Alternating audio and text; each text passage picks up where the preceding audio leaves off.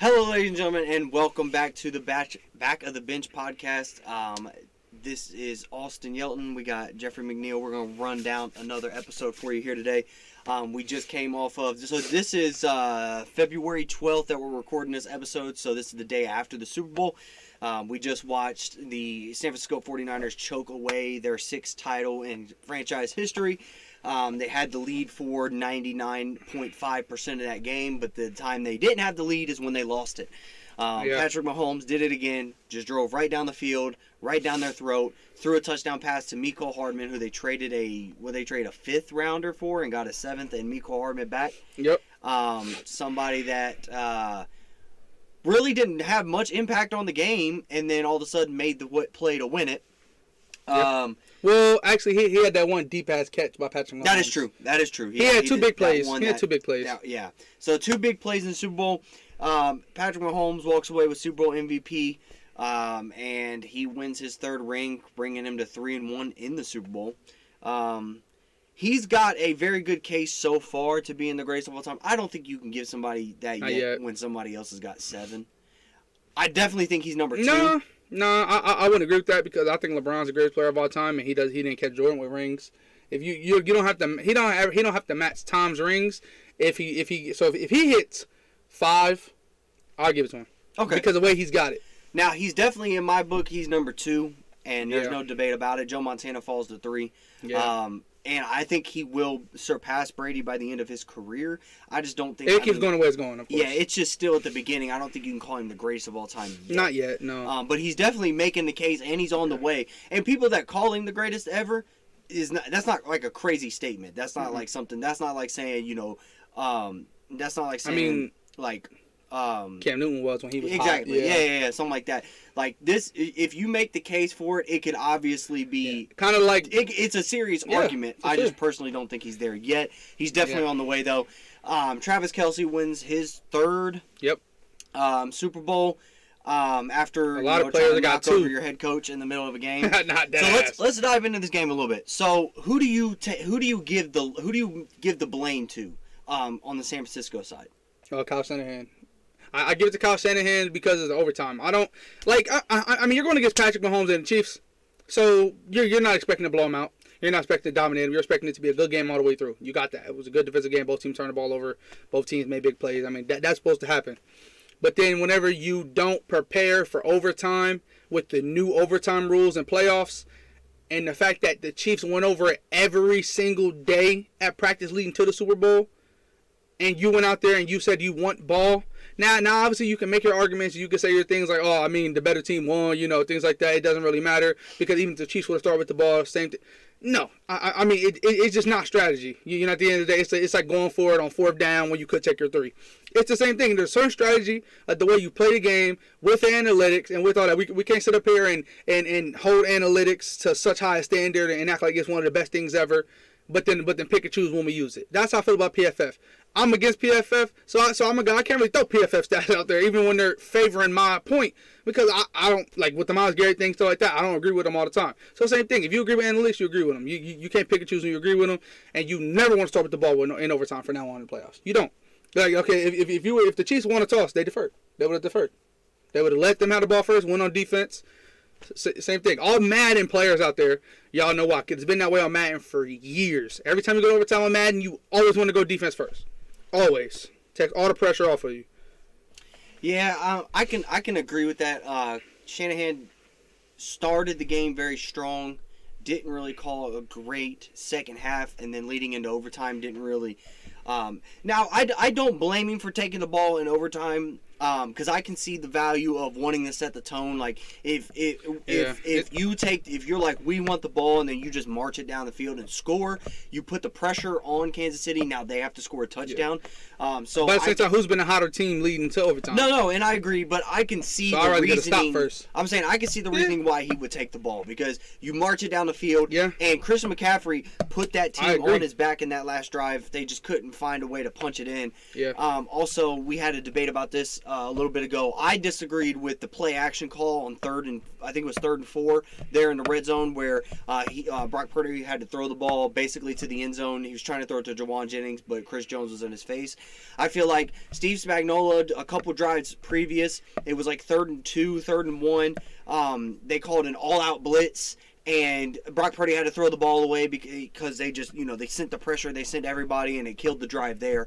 I think playing off that, I would bet, as an offense coordinator, I'm going to bet on Steve Spagnuolo doing the same thing that just worked a couple drives ago. He's going to send the house. I don't think you call play action there, in my opinion, to, delay getting the ball out of Brock Purdy's hands because I'm anticipating they're blitzing 8.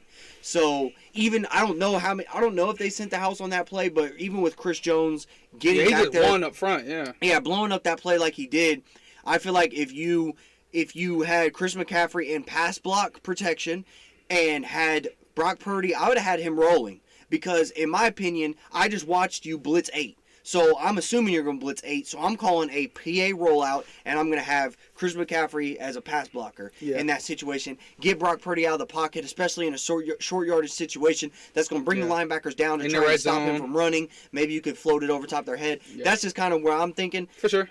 But yeah, so I was going to say my side of it. Oh, yeah, go. So my thing was, right, okay, so it's all a chess game, right?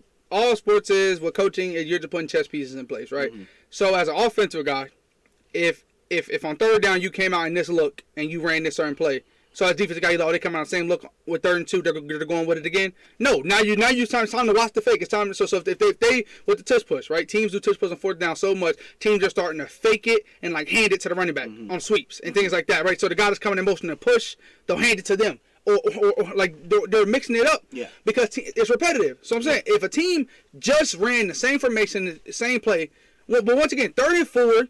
In the red zone was different than 3rd and 2. Yes. 3rd and 2. But I'm saying you said so I'm saying, right? If it's 3rd and 2, you go play action, maybe not bad, right? Because you could actually 3rd and 4 the same thing, right? It wasn't 4th down territory. Now hindsight 2020. But if you were a fan of the other team, I hate 3rd and shorts because I know the other team gonna run the ball and then they're just gonna go forward on 4th down. That's the new NFL we live in because the Eagles in the tush push and all this quarterback sneak shit. If it's 3rd and 5 or shorter, they're gonna run the ball 90% of the time, and then they're just gonna go forward on 4th down. That's how it is now. Yeah. So what I'm saying is is that Chris McCaffrey was playing great down the stretch. Yes, and he played great the whole game, but he played great down the stretch. That is their best offensive piece. That's the best player on the team, arguably, right? Therefore, that's the guy I want to get a ball to on 3rd and 4. Me personally. 3rd and 4, game of the line, I'm giving it to Christian. Right? You know that. I know that. Right? I fake it to him. But once again, my biggest point, though, was it's one of them same thing that we saw with Dan Campbell all year. When he got that 4th and 7 and they got it, oh, my God, he's gutsy. He's like, oh, my. If he didn't get it, what the fuck are you doing? Mm-hmm. Dumbest thing I ever seen. It's one of those nitpicky things where if the play action would have worked and it was a touchdown and Brandon Ayuk was open, great play call, outsmarted Spagnuolo, outsmarted the Chiefs. Since they didn't get it, it's not that's not the reason why they lost the game. Yeah, no, and I agree. I don't think that's the reason why they lost the game. I'm just personally saying, like in that situation, here's just what I would have done. One, I would have called a timeout. You have 3 timeouts. It's 3rd and 4. I'm anticipating that I'm not getting the ball back, that my defense is going to make a stop, right? Yeah. So I'm anticipating that I'm not going to need all 3 timeouts. I'm going to burn one there. I'm going to bring my team over to the sideline. We're going to talk about this. We're going to talk about the perfect play that we want to run here. 2, I'm not playing for a touchdown. It's 3rd and 4. It's not 3rd and goal. You only need 5 yards to get to reset the downs, and then you can hand it to Chris McCaffrey for 4 straight downs if you want to. Yeah. My opinion is you call the timeout, get a play going, roll him outside the pocket, pick up 1st down. Yeah. I think they tried to play for a touchdown there because if you saw it was like a whip route that Jawan Jennings was running, but he kind of ran it into a wheel that could kind of curl up to the end zone. But that also could have been just Brock Purdy throwing it and him trying to adjust to it, so that might not have been the route that he was running. I just think that wasn't the perfect play call in that situation, knowing that Steve Spagnuolo likes to blitz on 3rd and short. He loves blitzing. But once again, okay, let's say they did score a touchdown there and it wasn't just a 1st down. Like you know what I'm saying? though? They were going for a touchdown. If they scored it, great play call. If they didn't, not. But once again, though, you got to think, right? Like, okay, let's say they didn't fake the run, they ran it, right? And Chris McCaffrey got 2. So now it's 4th and 2. Would you go for it? Most likely you will. Most likely you will. I would only go for it if it was 1 or less. I'm going for that shit every time.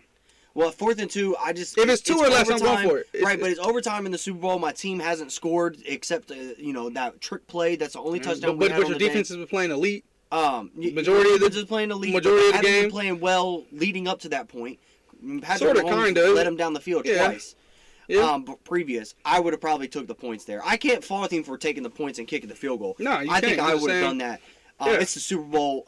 That's for me. The Super Bowl is a time like it's an outlier from most things. Yeah, exactly. Like if this was like the Travis Kelce situation. Mm-hmm. If that was Mike Tomlin, he would have benched you and lost the game to prove a point.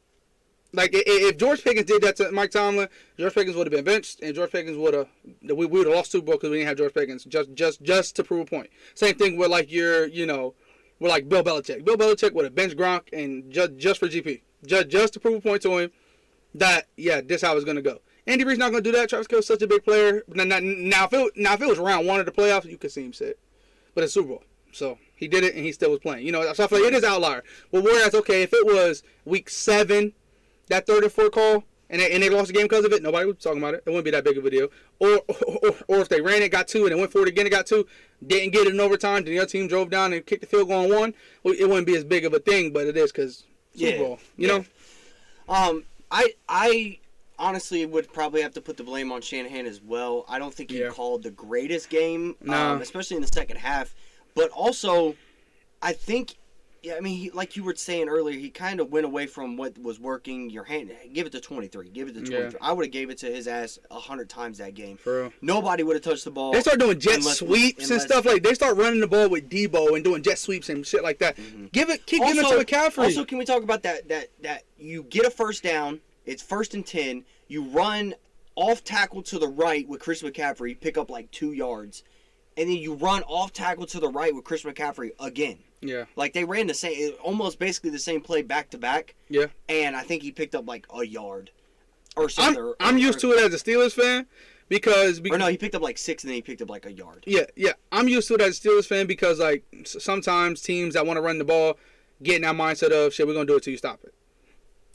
So if you get 6 yards, we're going to run it right again. So let's see if you can stop this shit. And then you stop it. It's like, oh, fuck. Right. But you look dumb. No, what I'm saying, you do look dumb. I'm saying, like, that's what I'm saying. There was a game Left Bell talk about all the time. They ran the play. He said it. He over-exaggerated. He said 13 times. Supposedly it was like 7 times in a row against Cincinnati and scored on one drive. The same exact run 7 times in a row and scored a touchdown on that drive.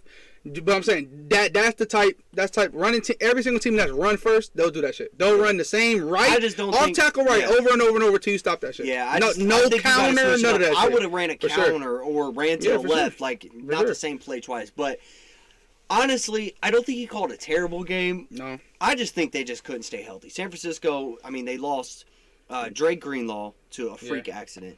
They lose. Kittle got banged up. Yeah, George Kittle on that last drive in overtime, they lost him.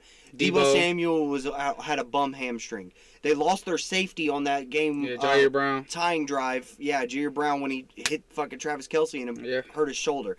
I think. And that was the backup to Hufanga as well. Yeah, I think they lost a corner for a couple plays as well, but I don't remember. I think Charvarius and Lenore both played, but I don't know. Yeah, and I think then they lose a guard as well. They lost their right guard. Not Buford was left guard because right guard was Buford. I believe 74. Yeah, but he got like hit. Yeah. Hit from the side. You know what I'm talking about. Yep. They lost him too. Yeah. So they just couldn't stay healthy. Now, they had a chance to win. Trey Williams also got hurt like one of the first plays of the game, and he wasn't the same. Right. But now, I think they still could have won it. I think they still should have won the game. Yeah. But just, man, the health. I mean, you're losing people left and right. That's not a benefit, especially in a game like Super Bowl. Mm-mm. But, congratulations to the Chiefs back-to-back. This is the first time since 2003, 2004 that a team has gone back-to-back. That was the New England Patriots and Tom Brady and Bill Belichick. Now somebody's got to stop him for a three-peat. Yeah, the last time a team went back-to-back, the Steelers won the following year. So, shit, I'll take the odds. No. I mean, the AFC has to get healthy. If the AFC is healthy, I don't know. Patrick Mahomes is the best. Top 15. No, I'm joking. Nah, Tom Brady in the Super Bowl. No, that's only got to be in the Super Bowl. Nah, but no. And I'm saying, in my opinion, though, I like the Chiefs. I mean, I don't like them, but I like their odds to win even if everybody was healthy. But at the same time, I really personally think, if the Chargers were fully healthy, Justin Herbert didn't get hurt, they didn't suffer. Michael Williams wasn't hurt all year. They had their full roster. The Bengals had their full roster. The Bills didn't have all them defensive injuries. Like all the teams that we really can sit up here and say really had a shot to go to the championship in the AFC. Yeah.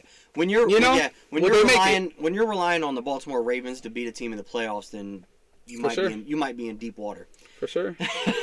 which is nuts that they lost a lot of pieces on the coaching staff. They might be Philly. What happened to Philly might happen to them. I don't know about that. I think that's wishful thinking, in my opinion. No, what's the difference? Yeah, but for me, what's crazy is that Lamar Jackson hasn't won a playoff game when the team has scored more than 13 points. That's crazy. Let's stop it. We 2 weeks in a row we talk shit about that. No. I'm not really talking shit. I'm just saying. Okay, so. What the Eagles went to the Super Bowl. Yeah. The following year, fell on their motherfucking face at the end of the year. Yeah. That's what I'm saying can happen to.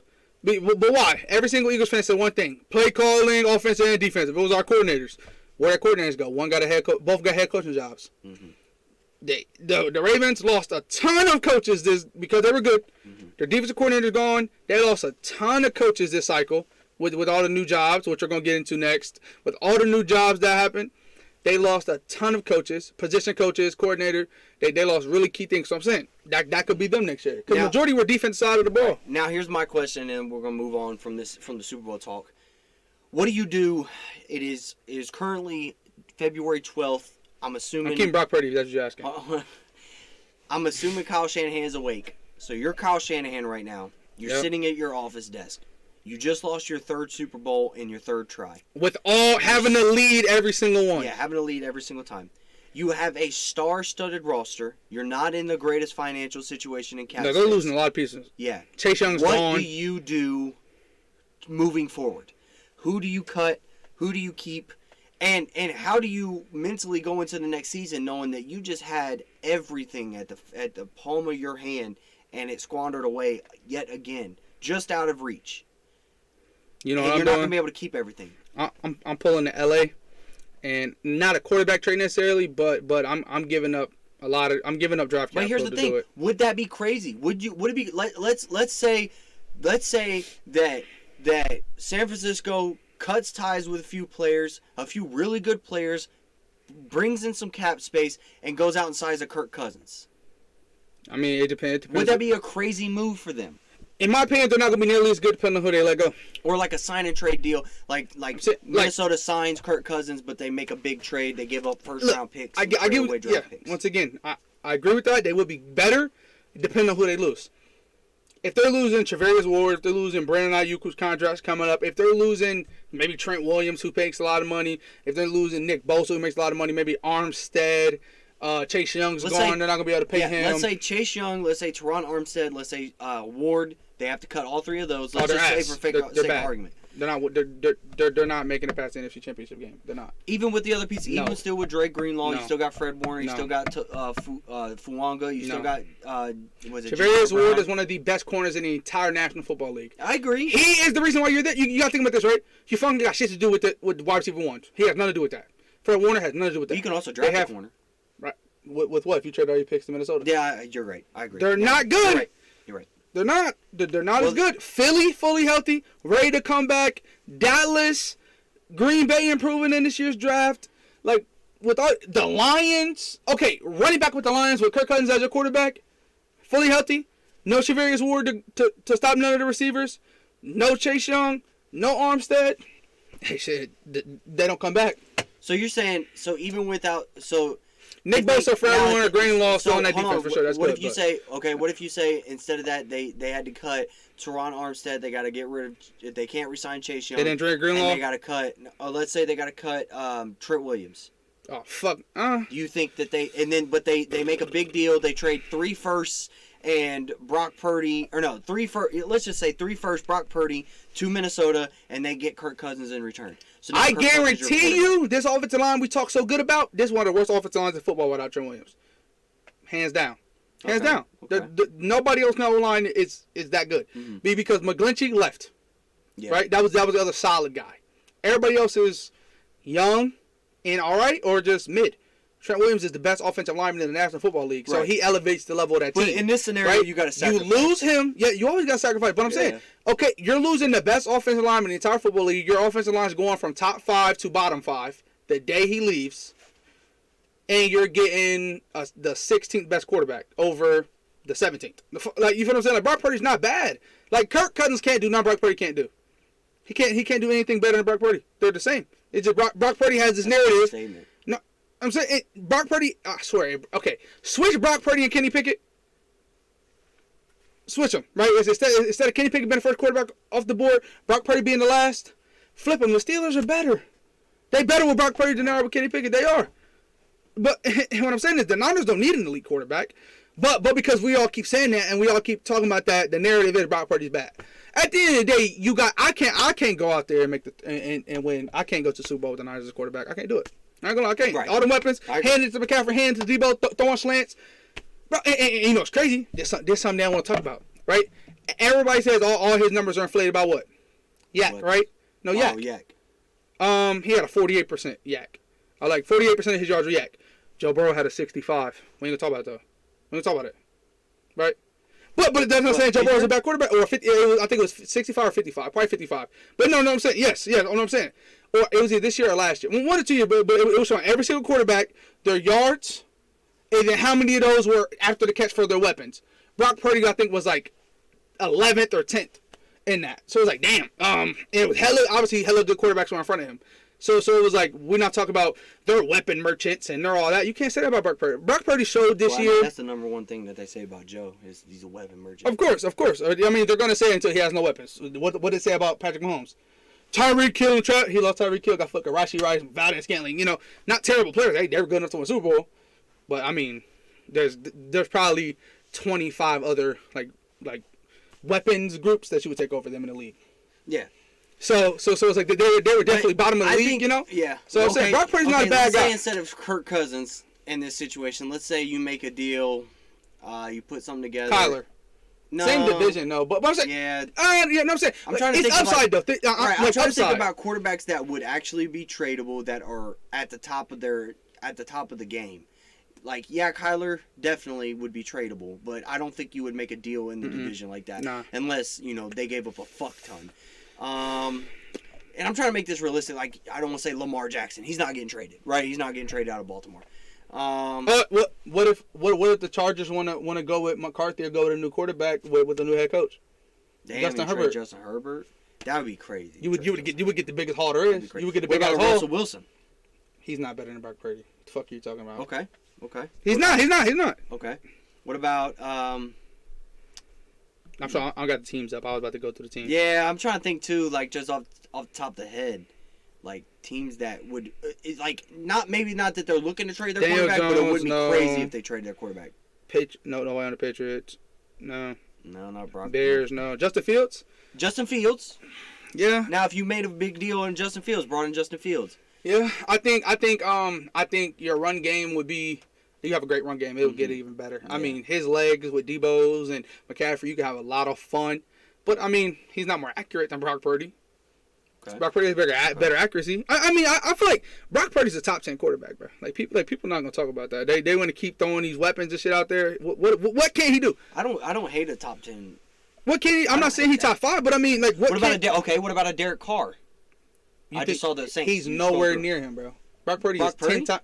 You think Derek Carr is near the top 10 in quarterbacks? No. Yeah, I think he's near it. Fuck no! He is ass. They want to get rid of him so bad, but they fucking pigeonhole themselves into their contract. Derek Carr is one of the worst quarterbacks in the league. I would take Kenny Pickett over Derek Carr.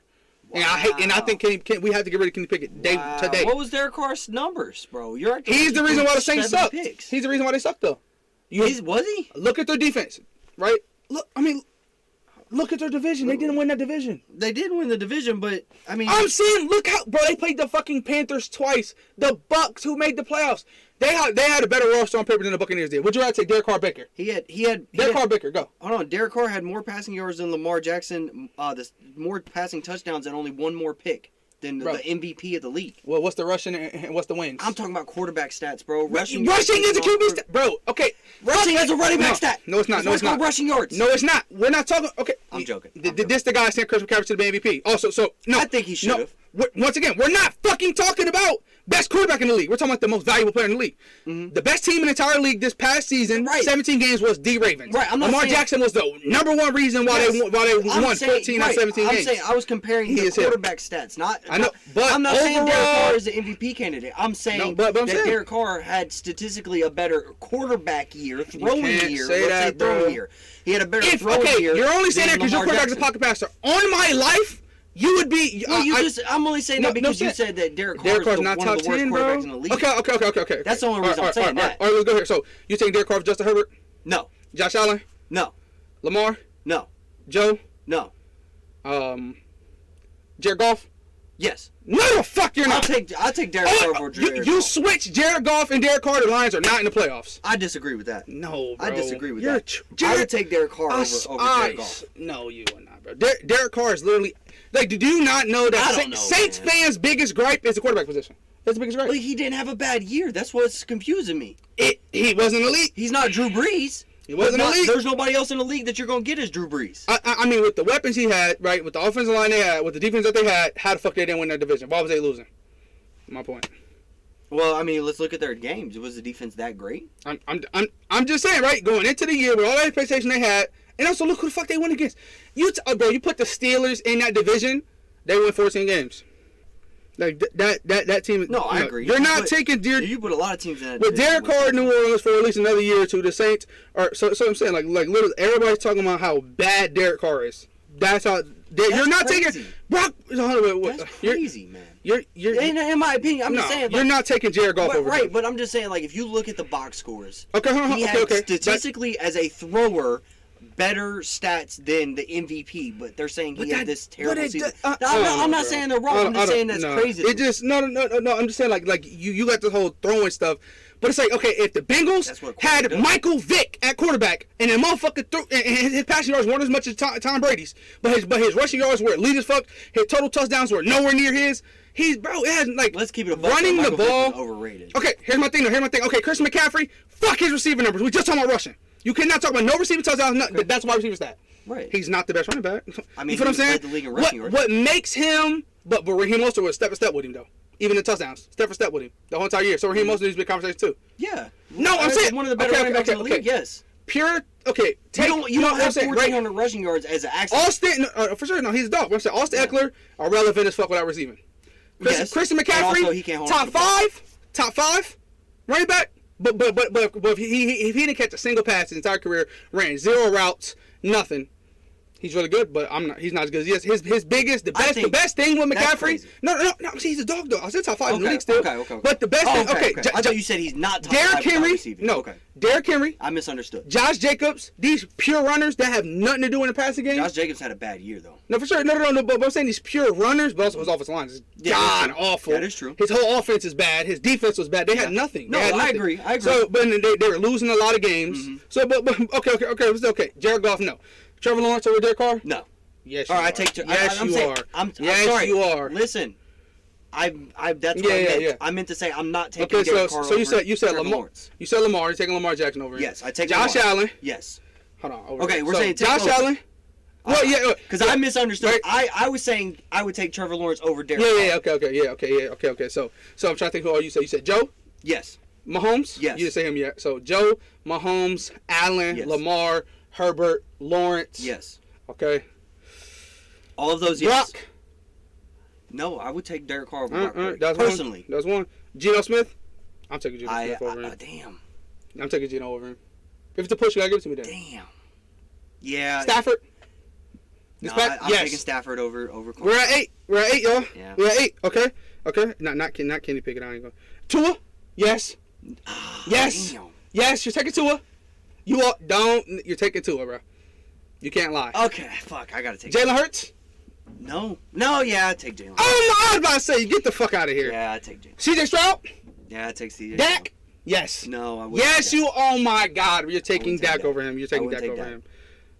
I would take Jordan Love. I would take Jordan. Okay, we're like 12. Baker's better than him. I wouldn't take Baker. I would take Baker over Derek. Look at what Baker did this year. The same division. Damn near the same exact schedule. One team went to the playoffs. One quarterback played better. Let's look at Baker's stats. Like I said, I don't know what Baker's stats are. Just off base, I would take Derek Carr over Baker Mayfield.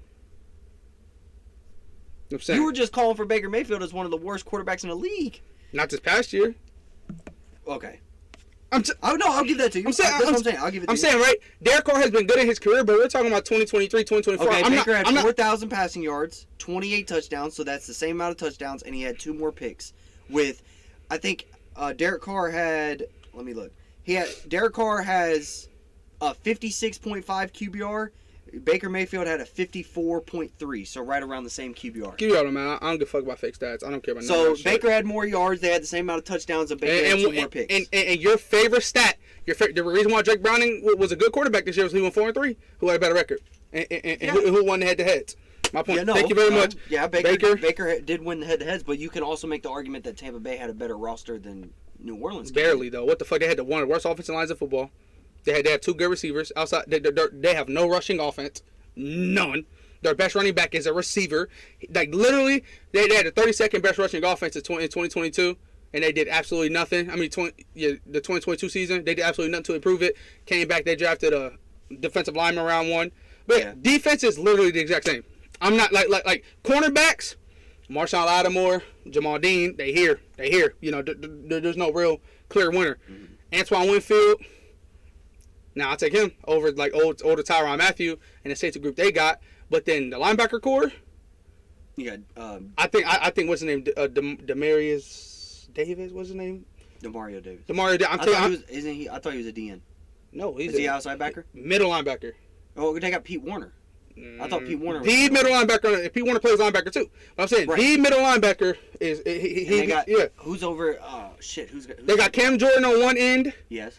And then I don't know who on. I see who's the his linebackers face. in Tampa? Is Deion something? Yeah. His name. Not Deion. No, it's Devontae. It's what the fuck is his name? Number 45. They have 45 and 54. Yeah. Devin White. Yes. Is number 2. Yes, Devin White. And then, bro, I keep thinking Devontae Jones. That's not it. I don't think that's. Yeah. It's Taste. I feel like it's his first name starts with a D. But I don't know. I'm about to get it right here. Let me. I thought I was about to get it. Oh, yeah, I can just type in number 54.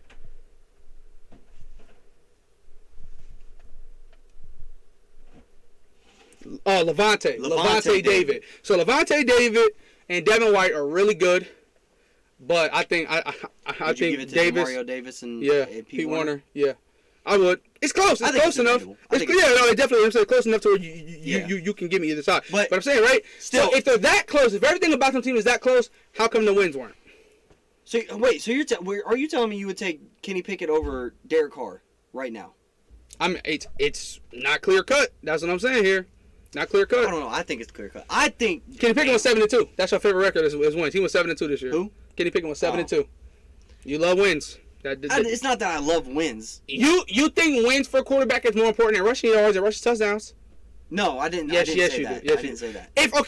No. But I never at one point compared Jake Browning to Lamar Jackson. Not at once. No. I know. Bottom quarterbacks because I said he was a top 32 quarterback in the NFL. Right. But I'm saying like 4-3. The bottom of the Sam Howells and Desmond Ritters of the world. To show not Lamar Jackson. Okay, he didn't do nothing spectacular, right? He didn't come in and just fucking slit. But another thing is, I agree. Another thing is though, right? With every other quarterback you named are bottom tier, he had better weapons though. He did, but also he only had better yards less than Lamar did passing, which is crazy. Wait, who you talking about? Jake Browning? Yeah, Jake Browning had 1,900 and Lamar had 2,300. Right, but total. What was the total touchdowns number? No, 100%. I think like I'm saying, like. Total yards, total touchdowns matters. I don't know if he had a rushing touchdown. Totals, to me, you can't bring up the McCaffrey argument if Lamar's rushing doesn't count. I don't say that it doesn't count, but I'm saying not a QB stat. It is. No. I'm not arguing he's the best. He was not the best quarterback this year. Okay. He was not the best quarterback this year. Who? I said Lamar was not the best quarterback this year. But he was the best player this year. There's a difference. There's a difference, or most valuable player. Like I'm saying, there's a difference between being the best quarterback and being the most valuable player. I don't think it was a terrible. Like I think he was definitely a top 3.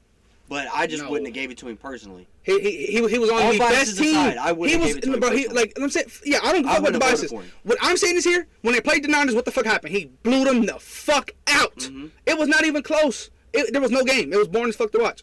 Brock Purdy threw 4 picks. It was terrible to fucking watch. It was literally one of the worst games you could see. When they played the Lions, who was the hottest team at the time, blew them the fuck out. When they played the Dolphins, hottest team at the time.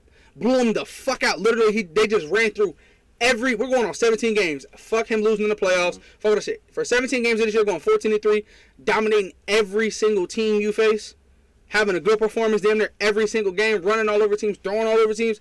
And once again, we talk about his weapons are better. His weapons is not elite. Zay Flowers being your one. I agree. If we stack up Zay Flowers, okay, Zay Flowers is the 4th best number 1 receiver in our division. That's for fucking sure. I'll take Amari Cooper, George Pickens, and Jamar Chase over him every day of the week. Yeah. If you want to be picky, I would take T. Higgins over him. Him and Deontay is. But I'd take him over Deontay. This is a whole different argument. We're talking about Derek Carr right now. I'm tired of talking about the Ravens. Yeah, but okay. You said he was top 10, right? You agree with me saying Brock Purdy was top 10, right? And you named 12, 13 quarterbacks that you would take over him. That's what I'm saying. I after the list, I disagree. I don't think Derek Carr is top 10.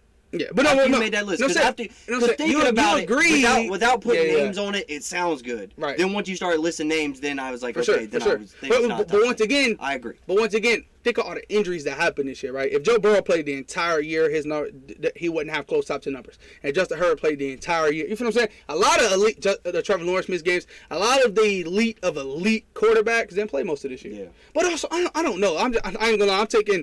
I don't know. Because he didn't elevate not one player on the team. Chris Olave, as of right now, based off last year, what we saw, George Pickens is the best wide receiver out of that class.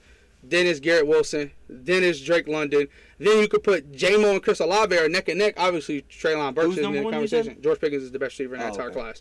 Coming out. Now, I know we didn't get to see Garrett Wilson with Aaron Rodgers.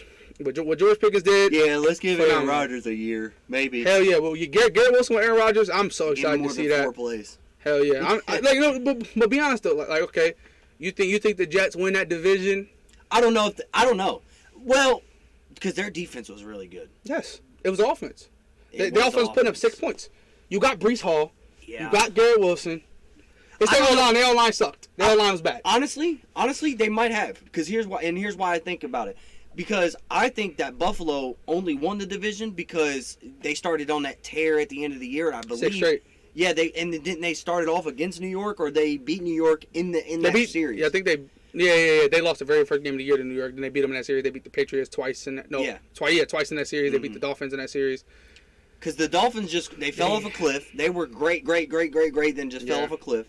I think the Jets stayed steady with a decent offense. Yeah, for sure. Well, I think they could have. I mean, I don't know. They had a top 5 defense in the league. Yeah, it's hard to say. And they had a bottom 5 offense. I think Aaron Rodgers. So with Aaron Rodgers playing at the level that we expected him to play at, they had a. I think the 16th at least best offense in the league. At least 16. I think with Aaron Rodgers they would have had a top 10 offense and a top 5 defense.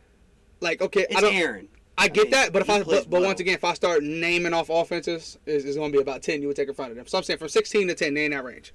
16 to 10. They're the top half of the league offensively. Yeah. But once again, you got to think, this was Steelers fans have been screaming for years. We've always had a bottom 5 offense, right? Mm-hmm. A top 5 defense, and we win 9-10 games. Imagine if we had the 16th best offense to go with this defense. This is one of the best teams in the league. Mm-hmm. So I'm saying that's kind of how you have to think about it, right? Because once again, the Bills, the Bills was one of, I mean, they're one of the best teams in the league. I mean, it's hard to admit, but they were, right? They had the 2 seed. They were the 2nd best team in the AFC this year. With the offense sucked for a while, then their defense sucked at the end when the offense was good. You know what I'm saying? So imagine that both sides were clicking at the same time. You know, so I'm saying it seems like that's where when you see bad play, but the other side of the ball can elevate. Same thing. I mean with Cincinnati, we're making the case that they don't need they don't have top 5 defensive talent. They're probably bottom half of the league in defensive talent, not production, not numbers. Talent. When if you Logan Wilson is the best. Logan Wilson, Trey Anderson, that's your best 2 defensive players. You stack them up against the other 230 because you can make a case that you would take J.C. Horn and Brian Burns over them, and that's one of the worst teams in the league. You can make the case. That's an argument right there. Whereas you have other teams, it's not a debate. You feel what I'm saying? So I'm saying stuff like that. But when your offense is so good, that's why I always say Cincinnati has to invest in defense in the draft. Yeah. Oh, speaking of the draft, so what we're gonna do now, we're gonna transition a little bit.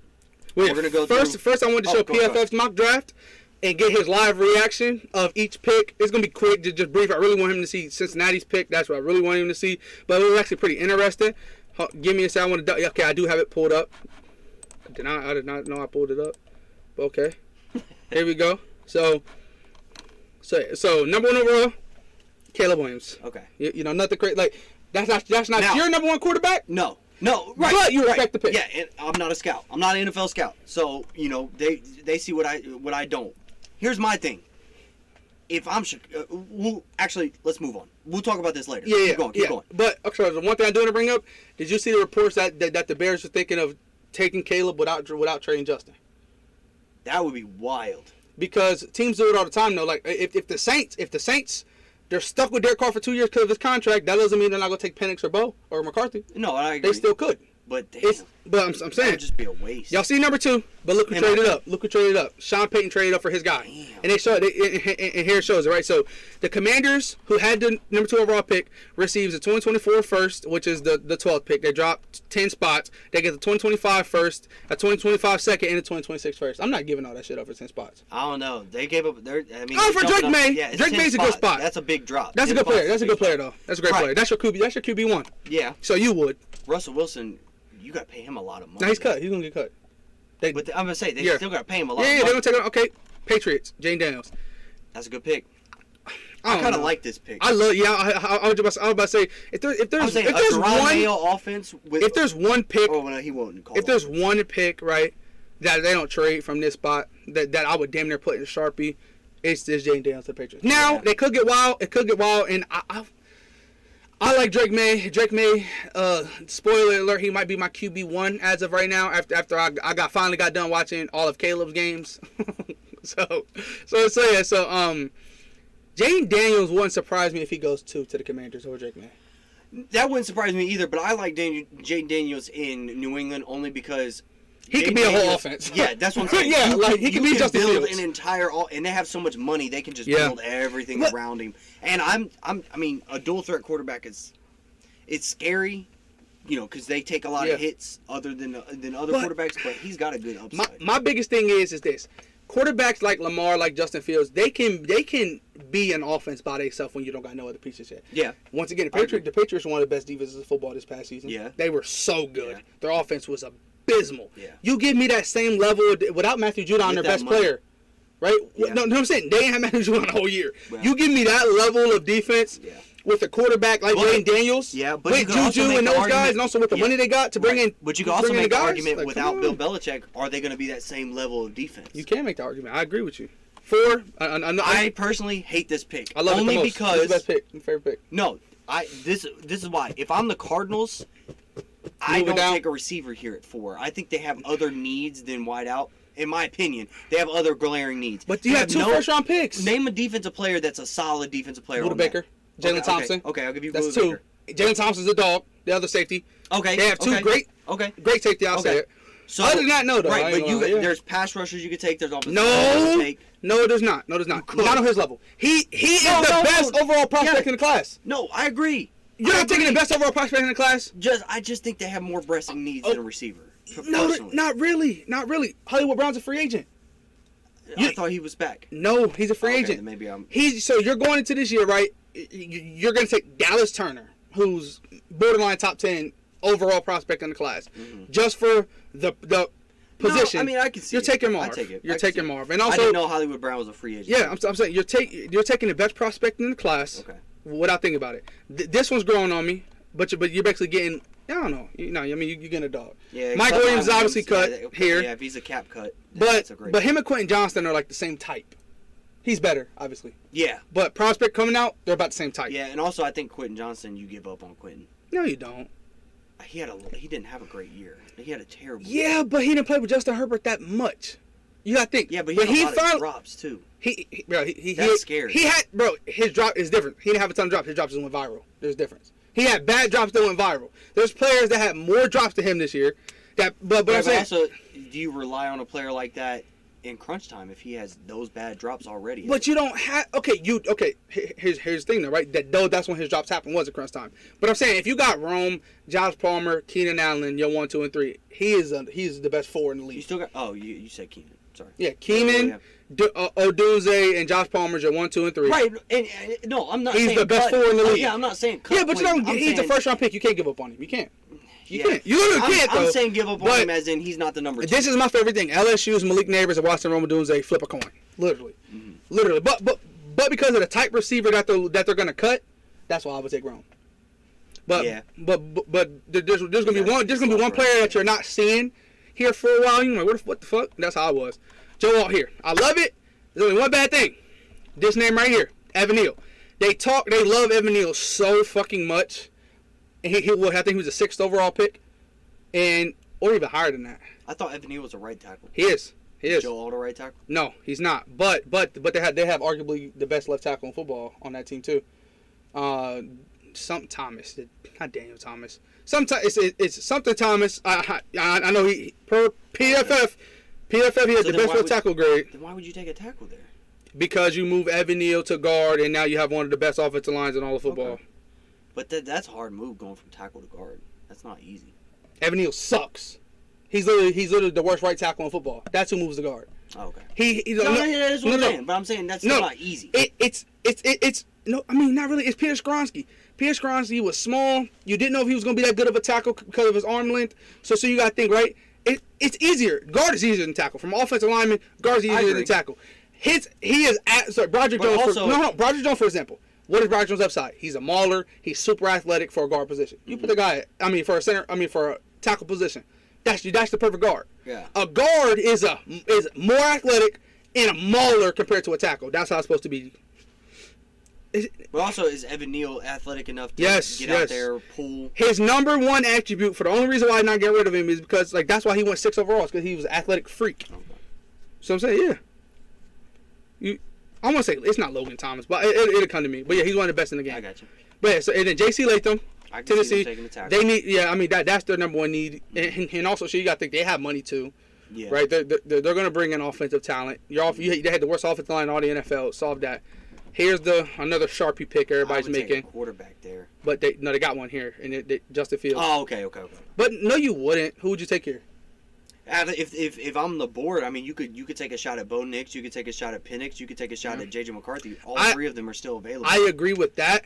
I think they're all 3 of those upgrades over Desmond Ridder, to be honest. Yes, but you have you're. I think they had like one of the worst pass rush rates in the entire NFL. They were one of the worst pass rush. But you also have free agency in this scenario as well. But I'm saying, don't you have Calais Campbell on contract still? He's ass. Do you not know he's like 40 years old now? He's not good. 40. But yeah, Grady Jarrett's your best defensive player.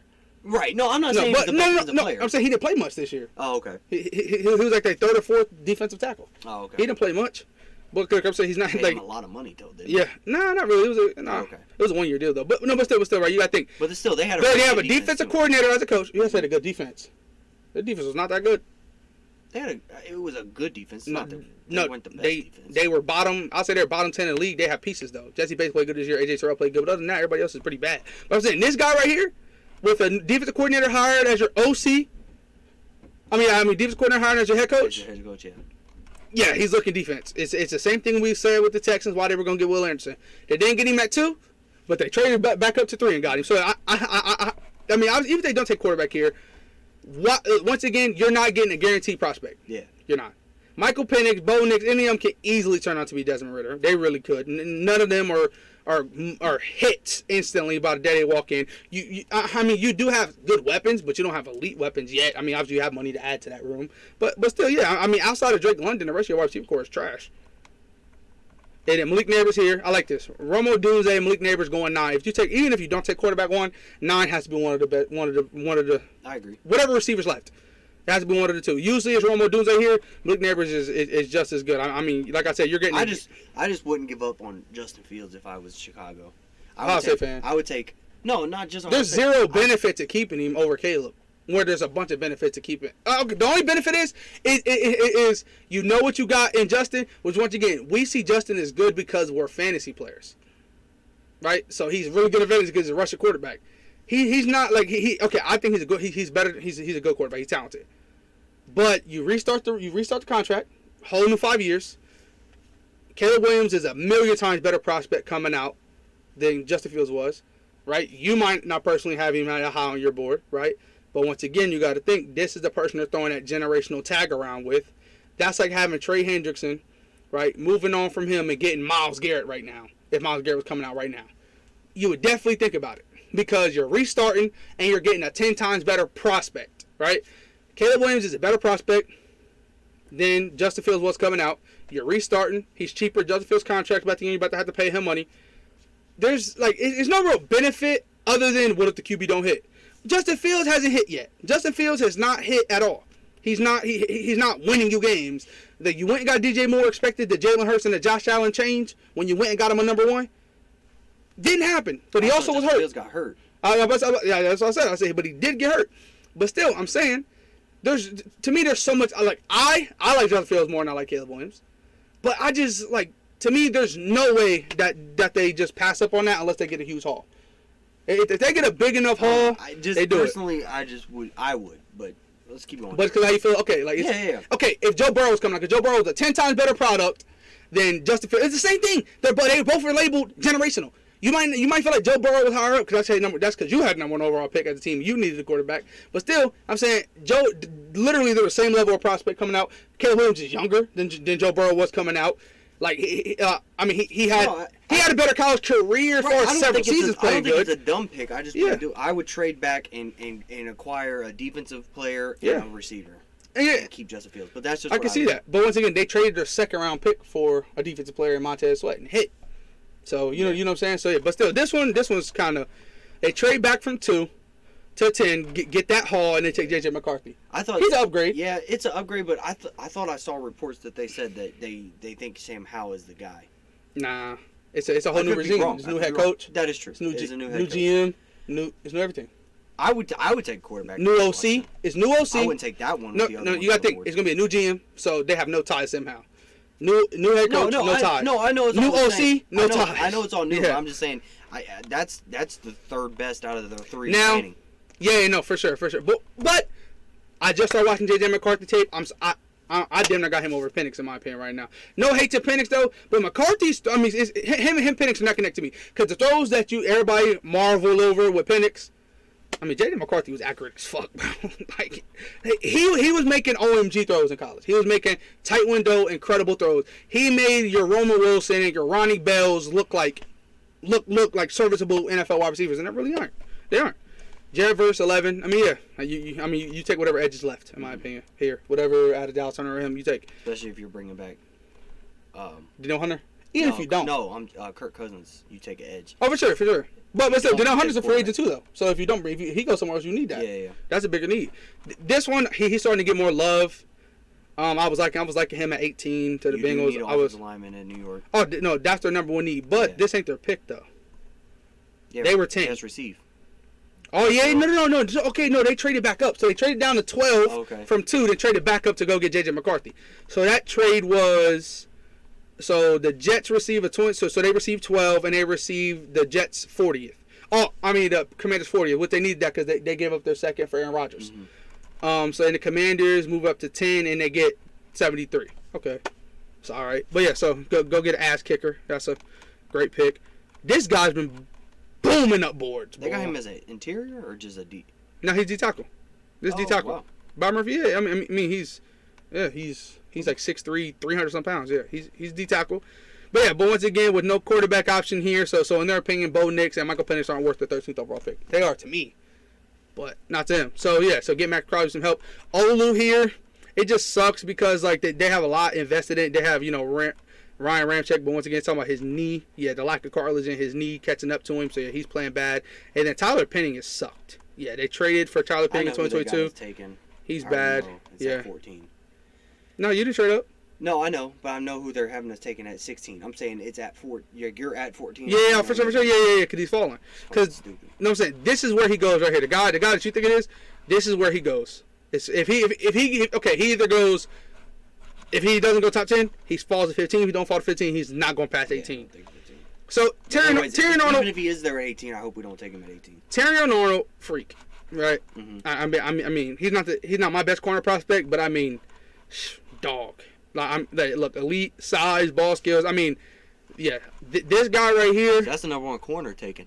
Yeah. It is. Which once again, with all the need, that's what we're going to talk about later. With all the quarterbacks jumping up the board and everybody trading for quarterbacks, that means corner's gonna fall, tackle's gonna fall, everybody else is gonna fall. Fact now, they do have 2 really great tackles, but this is this is gonna be a guard in the league. Dog though, ass kicker. Yeah, this has got this right here. This is the favorite because they usually take a receiver here because they're gonna lose Calvin Ridley. He goes to the Steelers more than any other player I've seen. Jack Power Johnson to the Steelers. I love it. Oregon fan here, Steelers fan here. We need a center more than any other position in my opinion. That's an amazing pick for them. 18, D. Brock Bowers. And here's the thing with that, that's not going to happen, and here's why. We needed a tight end last year. Guess what we didn't take in the first round? Tight end. But you have 0 on the roster. You don't have a single tight end under contract. But we will bring back. We'll bring back Tanner Hudson. He's coming back. We'll bring back Drew Sample. But okay. So at least. So we don't value the tight end position. That's what I'm saying. But if you lose T. Higgins, you lose Tyler Boyd. You value weapons, and this is the best weapon on the board. Out of every weapon that's available? Out of all wide receivers and pass catchers, this is the best pass catcher. He's the 6th best prospect to them. Right, but I'm saying, for me personally, there's 3 players. We don't use a tight end. Right now, because you don't have a good one. You've never had a good one. I don't know. You've never had a good one. The Cincinnati Bengals have never had a 1,000-yard receiver at tight end. Because you've never had a good one. The Cincinnati Bengals have the best. You've never had a good one. Joe Burrow has been a quarterback was 423 yards. But you've never had a good one though.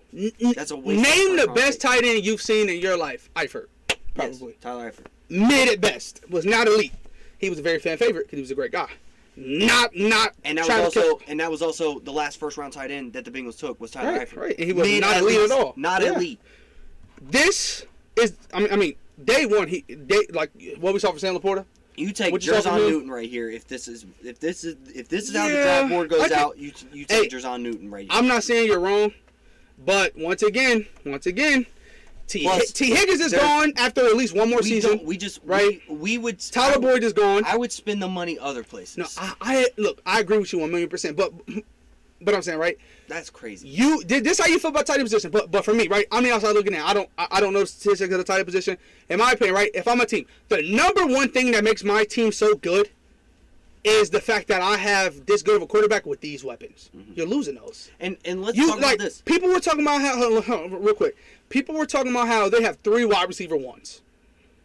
You're losing 2 out of the 3 in the next 2 years. You go and get the best tight end prospect. I mean, he's way better than Kyle Pitts was. Kyle Pitts was more of a wide receiver than tight end. This is a blocker, ass kicker in the block game. I mean, this is just a freak. This is a freak of nature. This is a guy. I have nothing against Brock. No. I'm saying, okay. Think he fits. So you're telling me, right? Okay. Now we don't know who you'll sign for AC, but okay. So you're telling me, right? If y'all lose, so would you rather take? You're gonna take a weapon here. If you lose T. Higgins and Tyler, you gotta take a weapon round 1. Mm-hmm. So you wouldn't take Brock Bowers over Keon Coleman or no other receiver, Brian Thomas, nobody like that. Yeah, I would take Brian Thomas over Brock Bowers. We throw the ball to receivers more. Yeah. Because you've never okay. That's like Our tight ends last year. You've never had a good tight end ever. Right. You have the worst tight end room in all the NFL. Okay. Why would you use them? That's why. Why would you use the worst in the league? Like the last. Why would you use the worst in the league? Pitts. What is the number one thing that everybody talks about? Kyle Pitts doesn't get utilized as much. But that's not a position. It was Arthur Smith's fault. It was a cap. Or not. That's the number one reason why. I take it back. It's not needed. The Super Bowl winners. That's the best player on the team. I take it back. It's not needed. I didn't mean to say that. I meant to say it as. That is one of the most it's like the running back position. You don't need a first round running back. You don't need a first round tight end. You don't. You can get production from tight ends. But I get that. But what I'm saying is that you can't say we don't use. You've never in my entire life you've never had one that was at least the 16th best in the league. You've never had a good one ever. You've never had a good one. So therefore, why the fuck would you use the position? Why would you use it if it's not? Okay, look, think of all the receivers you've had in my lifetime. Mm-hmm. Ocho, AJ Green. Jamar Chase, Teague, why the fuck wouldn't you use them over using the tight end? Now, if you have the Lions blueprint and then the Ravens blueprint, where you have a top 3 tight end in the entire National Football League paired up with a top 5 to top 10 wide receiver, it works. Obviously, you can't say it doesn't work because you have 2 teams that's made it far, that's played great, that's done it. But I get what you're saying, though, right? There's other positions of need, in your opinion, that value over this, which I agree 1,000,000%. But same thing with the Lions, though. The Lions last year needed some. They just picked. I mean, y'all love David. Look who's the first. They drafted him like it's not like they drafted anybody else. Their very first, they were about to take him at 6. Jahmyr Gibbs. They were about to take Jahmyr Gibbs at 6, and when they traded, I don't know if you watch Hard Knocks. When they traded down, they were sweating it out. That Jahmyr Gibbs, who nobody mocked to even go in the top 35 picks. was going to fall to 12. And they took him at 12. And with David Montgomery on the roster, Craig Reynolds and those guys, do you think Jahmyr Gibbs was their biggest need? No. No, but they don't even make it to the playoffs without Jahmyr Gibbs this year. Hands down. He's their best running back on the entire roster. He's their second best offensive player on the entire roster. That's how good he is. Sometimes you take those chances. Sometimes you do. He walks in, he could be a 1,500-yard guy with Joe Burrow. And you can't say he can't. If y'all use tight ends, well, like, and also he can play slot receiver. He can block. He literally can do everything, bro. Like, Kyle Pitts is a receiver at tight end position. We said it coming out. He gonna be a 1,000-yard guy, which he was. His first year, he got 1,000 yards. He did. Brock Bowers, he can get 1,500 yards and 10+ touchdowns with the Bengals. He can. Oh no. That's not true. Yeah. Yes. Tackle is a bigger need here. Corner is a bigger need here. Inside line. Yep. You even can say safety. I was about to say you can really say safety. But we'll get into biggest needs there. We'll finish it out though. This is my best fit. I'm loving this pick so much. Layout to the Rams. I mean, it's just a good pick. It really is. And also, like, yeah, this one is growing on me. If any team is going to take the Toledo Rocket in round 1, it's going to be the Steelers. And I mean, him and Joey Porter Jr. together, that's what the Steelers need, though, right? So to think, the Steelers have their number 1 shutdown corner. Like, when you play the Steelers, you know, like, Joey Porter Jr. had the highest shadow rate in the entire league, and bro didn't start till week 7. Mm-hmm. So, bro, he's going to follow the number 1 the entire game, and he's going to lock him up. So, only thing out, we can't trust Pat Pete. And then free agent now Levi Wallace to cover T. Higgins and those. We just can't do it. Now, did they have a good game this year? Yeah. I mean, when we played the Seahawks, they held the 2 and 3, which was Jack Smith-Jigba and Tyler Lockett had a combined together 2 catches for 26 yards. That's strapped. That's strapped up. Great game by them. But I'd rather have a Quinyon Mitchell, Kool-Aid McKinstry, Terran Arter, Cooper DeJean, guys that are going to be that perfect 2. They're going to because Joey Porter Jr. gave 0 touchdowns this year. He had a Sauce Gardner year. That's why he was put in with Defensive Rookie of the Year. That's why he got a vote for that. So I'm saying, so that's why he's even put in that conversation because he gave 0 touchdowns. He was locked down. He's not going to the most he'll ever get scored on season, I would say, is twice. You're going to need a guy that's going to get scored on. This is going to be the guy that's going to get scored on, Quinyon Mitchell. But Joey Porter Jr. isn't the pick guy. He don't get picks. So you need a guy that's big. You need Deron Bland as your number 2. I feel like those are perfect 2s. So I feel like this is why I agree with this pick here. Like, but also it depends on free agency because we got money for Snead, for L'Jarius Snead. We got Jalen Johnson money. We got Kenny Moore. We got money for corners. Like we're gonna pay a corner because on roster we have 7th round pick Corey Trice, Joey Porter Jr., Pat Pete. That's all we got on the entire roster. 3 corners. So we're gonna pay the position in free agency. So depending on what type of player we get, depends on this, which we'll get into that. We all know our biggest need. This is a guy that's growing on me right now. He's a fucking dog, bro. I believe he's like 6'7". He's really good. This pick, I like it. It's a need. I like them going Jackson Power Johnson, though, center. Because they always draft the guy just in case. Even if just because comes back. I mean, you're still getting one of the best prospects in the entire class. Yeah, I think why y'all didn't take him is because people fell in love with this pick. I thought people love pairing him up with Will Anderson in that defense. Mm-hmm. People love that so much. So I feel like, but look, they have him as the 10th best player. Yeah, Cincinnati would take him over Brock Bowers. In my opinion, too. I agree. I would too. I was just trying to give you the argument back on why Brock Bowers. I'm not trying to prove you wrong because you're not wrong. I would take Joe on too. I like this pick. I did not know that Tyron Smith was a free agent, so that kind of fucked me up. And I know Terrence Steele sucks. So yeah, getting a freak like him is good. This pick. I wouldn't hate. This is your perfect fit. Yeah. I liked this one. When you brought it up, I'm like, damn, I never thought of that, but it was perfect. Graham Barton, this is a guy I like too. He played like 90% tackle in college, but he's gonna play guard, center, and tackle. He could be a starting center in the league. So I was like, damn, that's a good pick.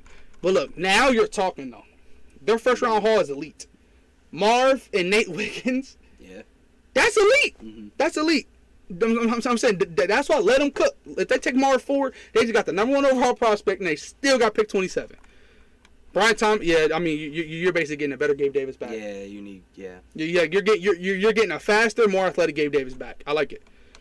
This is a guy I put 5th in my edge rusher list, and they said they don't love him going round 1, but if it's for any team, it's the Lions. What you said they could use another edge rusher. That's why I was like, hold that thought, because they went, but they had him at 38 best prospect, but shit, you'll take 38-29. Now this one's interesting. They took Jared Verse at 11, trade back into the first round with the Ravens, and they give up. So they get 30, and they give up 42 and a 2025 third. Wow. So, yeah, the Ravens drop down 12 spots and then get a third for next year. I don't know if I would do that. Not get a first-round pick. I don't know, yeah. But still, Bo Nix to the Vikings, that's a fit. We talked about that. We liked, if he's going to go anywhere, he needs to go somewhere like that. This is a guy that's been talked about a lot. They're going to go tackle. They're going to address the offensive line, which wasn't great, and he's going to be the right tackle. And then, yeah, this pick, oh, my God, we can't let this happen. We can, because, I mean, they're going to take a wide receiver round 1. You think? They have to. So. Also, with being pick 32 now, but Keon Coleman, that freakish athleticism to go with Rashee Rice, they could 3P. That's going to be nasty. But also, yeah, they have a lot of free agents and stuff like that pending, too. That just sucks with the good teams is that your players, like we saw it with the Eagles this past year, they lost a lot. The Bengals lost a lot. Like, whenever you're a good team, your players are at, like, but basically, if those players play for the Panthers, their market isn't nearly as big as if they were that same level of talent, but on the Bengals who were good, So that's how I feel. So that's why I feel like L'Jarius Sneed might not be the best corner, like there is, but he just locked up guys in the Super Bowl and won a ring, 2 rings. He's 2 rings now. That's a guy that's gonna go get paid just off of that alone, But yeah, so I wanted to get his live reaction on Brock Bowers to the Bengals. What? It was exactly what I expected. I'm not going to lie. It was exactly what I expected. I wouldn't agree with it, but I also didn't agree with the Jamar Chase pick, and now he's one of my favorite players. So it's one of those things. Ever as a Bengal or right now? Ever. Yeah. I mean, shit. He's broken records. He's already, He's top 5 wide receiver in 2 years. So, God. Obviously, if Brock Bowers gets picked at 18 to the Bengals, he's going to be... It can grow on you. Exactly. It's a D- that could be an A+ in 1 year. I'm never going to hate on a guy that's on my team. That's fucking stupid. That makes no sense. But I'll take other players. We'll hate on them before they tell you that they're not good. Because, like, Jonah Williams, you're not a big fan of Jonah Williams. I wouldn't say I'm not a big fan, but I think Jonah Williams had a decent year at right tackle. Yeah, but I'm saying there's not a single guy on your roster. Like me, Mason Cole. Jonah Williams had Get Mason Cole the fuck off my team. Get Mitch Trubisky, who got cut today, y'all, the fuck off my team. Presley, there's players like that. That's what I'm saying. We need to cut Nick Scott. Need to get him off the fucking roster. I'm saying, so there's guys on your team that you do not like and you want them gone. Yes, we need to let Cheeto Bay walk. I like Cheeto Bay, but we need to let him go. He needs to go. After that, George Pickens, that was. Yeah, there was players. There's players. We need to let Cordell Volson go or get a new left guard. But your point was, if y'all take him, you're not mad at the pick until you see a whole year at least of what he can do. Yeah. Because I thought it was Jamar Chase. You weren't happy with Jamar Chase. Yeah, I wanted to take Panay. You were not. I was on the board of taking the tackle. Neither, we took Jamar. You couldn't have went wrong there, though. Yeah, right. We could have went wrong. Hindsight 2020, you couldn't have went wrong. Now if you had to Waddle or something, oh my God, you would be pissed right now. But you didn't miss. But I'm not rooting. Jamar Chase is one of my favorite players on the team. Yes. So he's one of the best at his position in the entire league. You can't be mad at that. Right. For sure. But okay. So next year we're gonna go over this.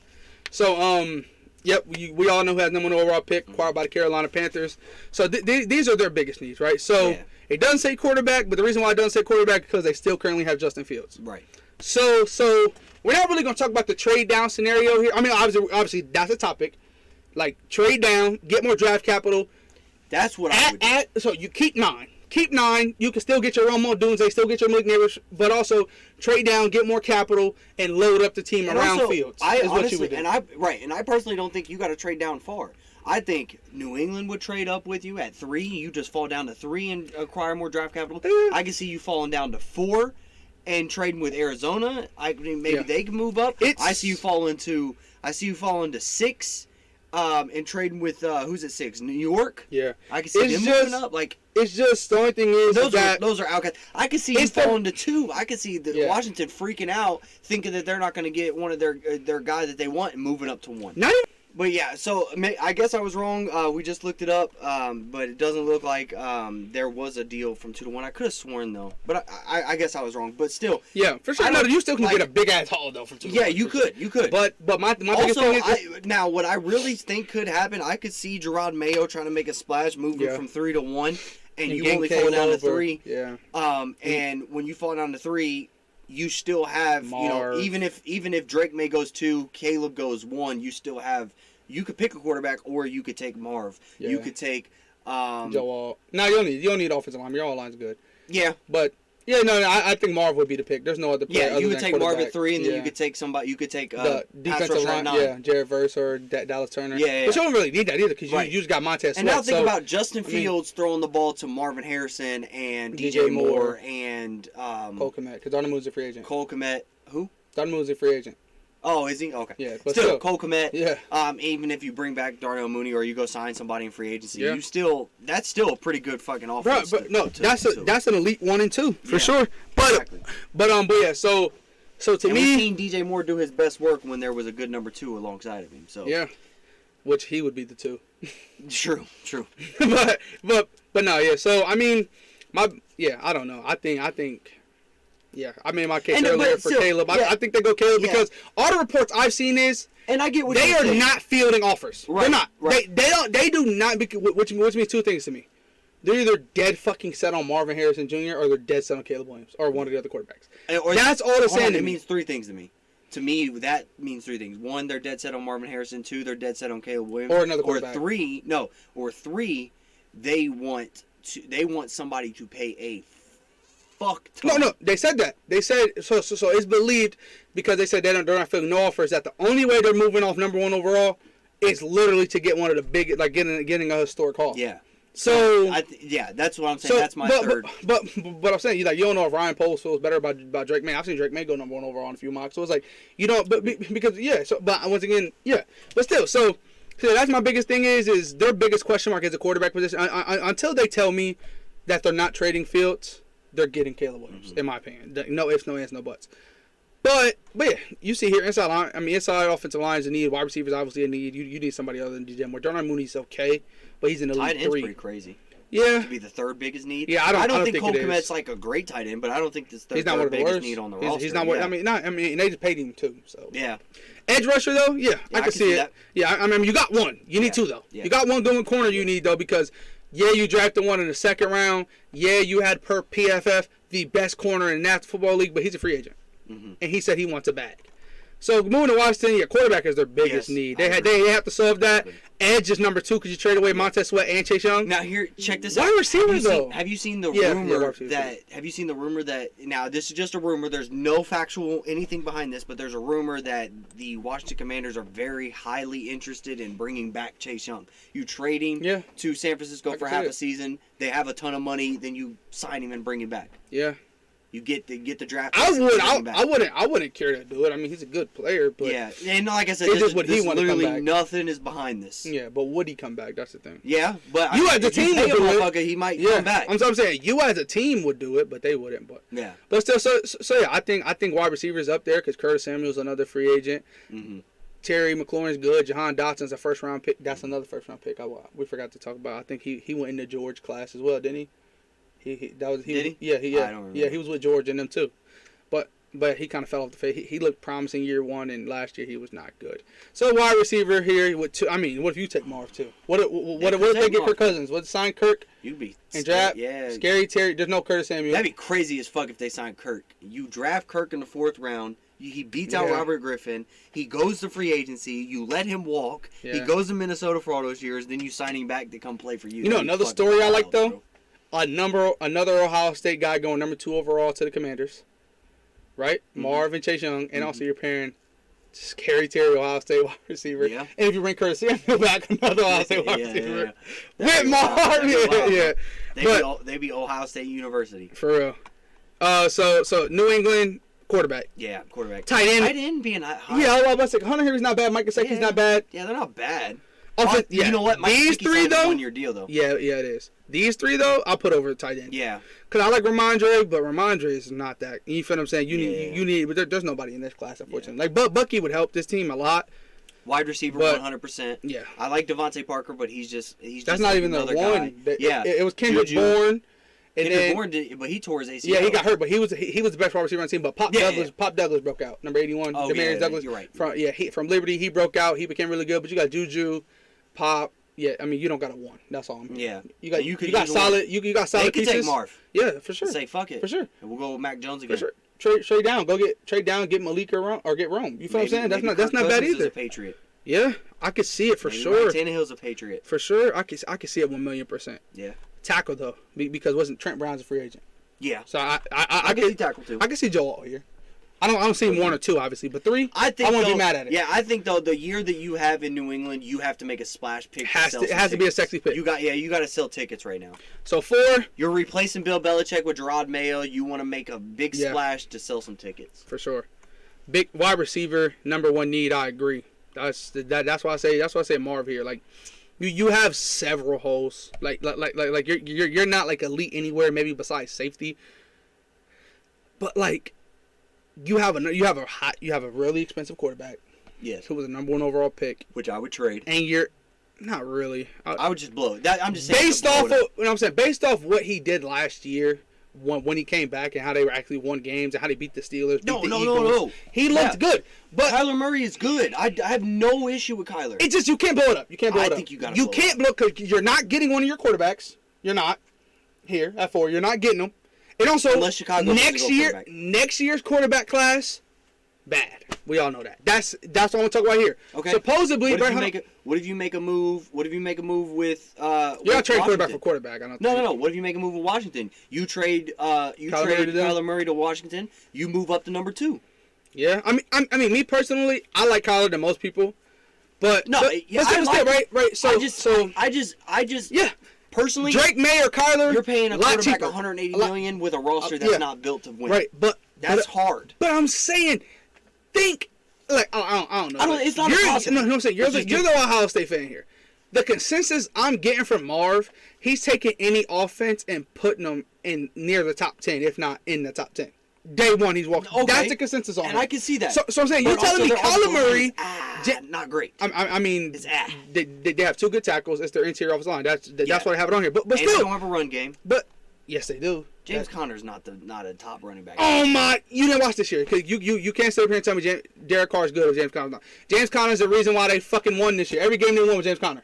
Every game they won this year. There are a couple games. There are 4 games they won with James Conner. Yes, but I don't think James Conner's a bell cow back. Yeah, that's exactly what he is. That's exactly what he is. No, him and Joe Mixon are the exact same. They can catch the ball. They're bigger. They break tackles. They're really good with the ball in their hands. They break tackles. They run over guys. They can jump over guys. He's athletic, bro. I don't see it. He is. I'm saying he's really good, right? Is running back on this list? No, they have their running back, right? You have your quarterback. You have those 2 positions with James Conner, right? With what's his name? Rondale Moore, with Michael Wilson, who broke out last year. With those pieces, also Trey McBride is your best offensive player. You have a really good young tight end. You put Marv with them, and you still have another first-round pick. You can get Troy Fat now. You can get your first pick of the guards. You could get Jackson Powers Johnson making guard. Yeah. Like you can get Graham Barton. You can get so many pieces at 27 to fix the offensive line and get the best player in the class. And I'm not getting. And they're instantly one of the best teams. And I want to make it clear: if they take Marv at 4, I don't think it's stupid. Just me personally. Here's my opinion. You take Marv at 4, you finish 4th in the NFC West. If you trade Kyler Murray and take a quarterback, you finish 4th in the AFC West or NFC West. That's just my opinion. Right. I don't think they're better than LA. I don't think they're better than Seattle. And I don't think they're better than San Fran. I think they finished 4th with or without Marvin Harrison. You got to think though. I agree, but you got to think of this though. No, the future's better. That's what I'm saying. Literally, the next year out, this next year might be bad. Right. But guess what? Like, my whole life, bro, this is what you understand. This is what has irritated me my entire life. Mm-hmm. I've seen my 3 most hated teams have top 10 picks in my life. Mm-hmm. And my team hasn't had one since 1970. Mm-hmm. Like, do you not know how bad that is, bro? Like, the Bengals ran it for years in a row. Not like years in a row getting top 10 picks. But over the 30-year span, they had they had more than one top 10 pick. Yeah. That's more than the Steelers had. So therefore, I'm saying you can keep your cracks at the shit, and you're not gonna miss. They missed. John Ross missed. They had no 1 overall pick. Didn't miss with that. Didn't look great. No rookie quarterback looks that good. Then they hit with Jamar Chase at 5. Bow, Super Bowl. You have your quarterback that top half of the league. Kyler Murray's good. When he has the motherfucker was a top 10 quarterback when he had D-Hop in his prime. He was a top 10 quarterback. He has never had nobody that good since. His best wide receiver right now is wide receiver 3 and Hollywood Brown. Everybody knows that. You go get a number 1 receiver, that young offense, with Marv, the offensive line is going in the right direction. They have a defensive coach who's elevating the level. That defense played pretty solid this year. You go get them talent at the back end of the first round, the second round, the third round. You look up on defense. The offense is ready. The offense is dead ass, and also you have free agency too. Yeah. So Brian Burns can end up a Cardinal if they have the money for it. I don't know what their salary cap. I would say Kyler Murray's pretty high, but other than that, like Buddha doesn't make crazy buku money. I thought he made pretty decent money. I could be wrong. I mean, pretty decent, but I'm saying he's not in the top 5 safeties, which they make crazy amounts. But yeah, so the Chargers, yeah, what I've been hearing about this pick, which once again this is pre-free agency, guys. So all the rumors right now has to do with what everybody thinks they're going to do in free agency. So the rumor is they're not going to go tight end, they're not going to go tackle. It's between corner and receiver. 5 is going to be Terrion Arnold from Alabama or Rome Odunze and Malik Neighbors. That's going to be 5. So out of those guys, I don't think I would personally. I don't know what I would do, because I probably would go receiver. Shit, I mean, I'd trade up, go get Marv. Yeah, you could, but that's your opinion. My opinion is Malik Neighbors isn't that far off. Malik Neighbors, like literally, you gotta think. Marv is that fucking guy. Marv is elevating your offense instantly. I would take Marv over Malik 100%. But giving up capital to go get Marv. If it's not a lot. When I could sit and get Garrett Wilson and Deebo Samuel in one, I'd probably do that. You know, but that's what I would do. And what team? I mean, maybe you could make one for Chicago because, like you said, they want a huge haul. I wouldn't make a huge haul. No, 4. Go to 4. But do you think that Arizona would give up 4 if they wanted Marv? To move 5? To move to 5? Probably not, because they're not saying. That's what I'm saying. If they're going to get in front of Arizona, I don't know if you would make a deal with Arizona. You have to go. You could make a deal with New England, because I think New England knows that Arizona will not go yet. They're still going to get the third quarterback, and they're getting more picks. Exactly. So they're still getting the third best quarterback in the class. That would be my target. Would be New England for sure. Yeah, I agree. If you want Marv that bad. And would you give up? This is Bucky's team, though. This is where Bucky's going. Not 5 though. But what if they said you had to give up 5 and was it 36? Yeah. Is that their second round pick? You move up to 30 and you take Marv. Not real. No, it can't be, because 33, 30, 34, 35. 37. So you give up 5 and 37 and you jump to 3. Nah, I'm not doing it. Really? Hell no. If we do a second swap, their second would be higher than mine. Yeah. If I give my second and get the third, and I move up the spots, I'll do that. Okay. But I'm not giving a straight up second for that when I just can get Malik Neighbors. No. Or Rome. I'm not doing it. Okay, so Giants, yeah, Saquon leaves, they need to run it back bad. Pretty bad. But yeah, I mean, I don't know. I feel like quarterbacks should be talked about, but if Daniel Jones is... They paid him. Yeah, they paid him a lot of money, and you're gonna have to. Yeah, you're gonna have to kind of take that. Build around him. Get a receiver. Yeah, exactly. That's what I think here. I think, like I said, the mock draft that I saw, and this is pretty much consensus in my eyes. The only team that could throw a wrinkle in it is the Chargers. I personally think it's gonna go quarterback, receiver. And so 1, 2, 3 quarterback, 5, 6. 4, 5, 6 receiver. So I think Caleb, Drake, Jaden, Marv. Shit, and then Rome and Malik, either way you want to put them. So let's say Malik at 5, Rome at 6. Yeah. That's what I think happens here. And I mean, or you, like once again, you could flip those 3 around. So you never know how people are gonna grade them. I wouldn't hate that Dallas Turner Alabama here. I mean, maybe it's a little high, jumping him up at 6, but you got not him. Really. If you want to take him at 8, you'll take him at 6. Yeah, for sure. No, that would be a nice little duo. Yeah, or like everybody talks about, go get Joe Alt. You know, I mean, and a corner's number 1 best friend is a great pass rush. Yeah. So yeah, I agree. Makes your job easier. They did trade Leonard Williams. Mm-hmm. They have Dexter. What if they get Josiah Newton here at 6? Would you hate it? I wouldn't hate it. I would hate it. I think. Well, I want him at 18. But I wouldn't hate it. But do you think y'all would even take him though? I don't know. A D tackle that high is pretty high for a D tackle. It depends on free agency. Now, what if you trade back? Oh no! I'm talking about, would you take him at 6? I don't know. No. I'm talking about okay. I'm saying, do you think with the tackles that are on the board? If y'all don't get a tackle in free agency, right? Y'all let Jonah go. Offensive tackle. Yeah, offensive tackle. Okay. That's what I'm saying. Yeah, okay, yeah. So I'm saying, if you tackle is still a big need, D tackle. You kind of, you sign C.J. Gardner-Johnson. Like, all right, you make some type sign in for DB, right? So your biggest need going in is D tackle, O tackle. Do you think that they'll take Josiah Newton? That not what you want them to do, but what do you think that they'll do at the end of the day? 18. Bengals at 18. 18. I think the Bengals at 18 would take a right tackle. Oh, you okay? Because here's the thing: we've missed on so many offensive linemen that I don't think we're going to draft an offensive lineman. I think we're going to sign one for sure. Because that's where we've hit on every. That's what I said for a while with the Steelers. We have 5 starting offensive linemen. 3 of them have been signed in the free agency. And 2 those of are them the only have been 3 are drafted. good. Yeah, the 2 that have been drafted. One was a first-round pick. That was a miss at left tackle. And the other one was a 6th-round draft pick that we started at left guard. We signed Tate Karras. We signed Alex Capel. We signed Orlando Brown. All good players. Yeah, we signed. And then also, at right tackle last year was Lyle Collins, who we signed. I just don't think that. So people are talking about I don't know. It just sucks to be a Bengals fan right now. In that aspect, obviously, I mean, y'all have a bright-ass future. But I'm saying, like, as far as y'all put so much into that fucking money-wise, draft capital-wise. You put so much into that. But he was sacked, but he wasn't sacked as much as he used to be. Oh, no. It's getting better. Sure.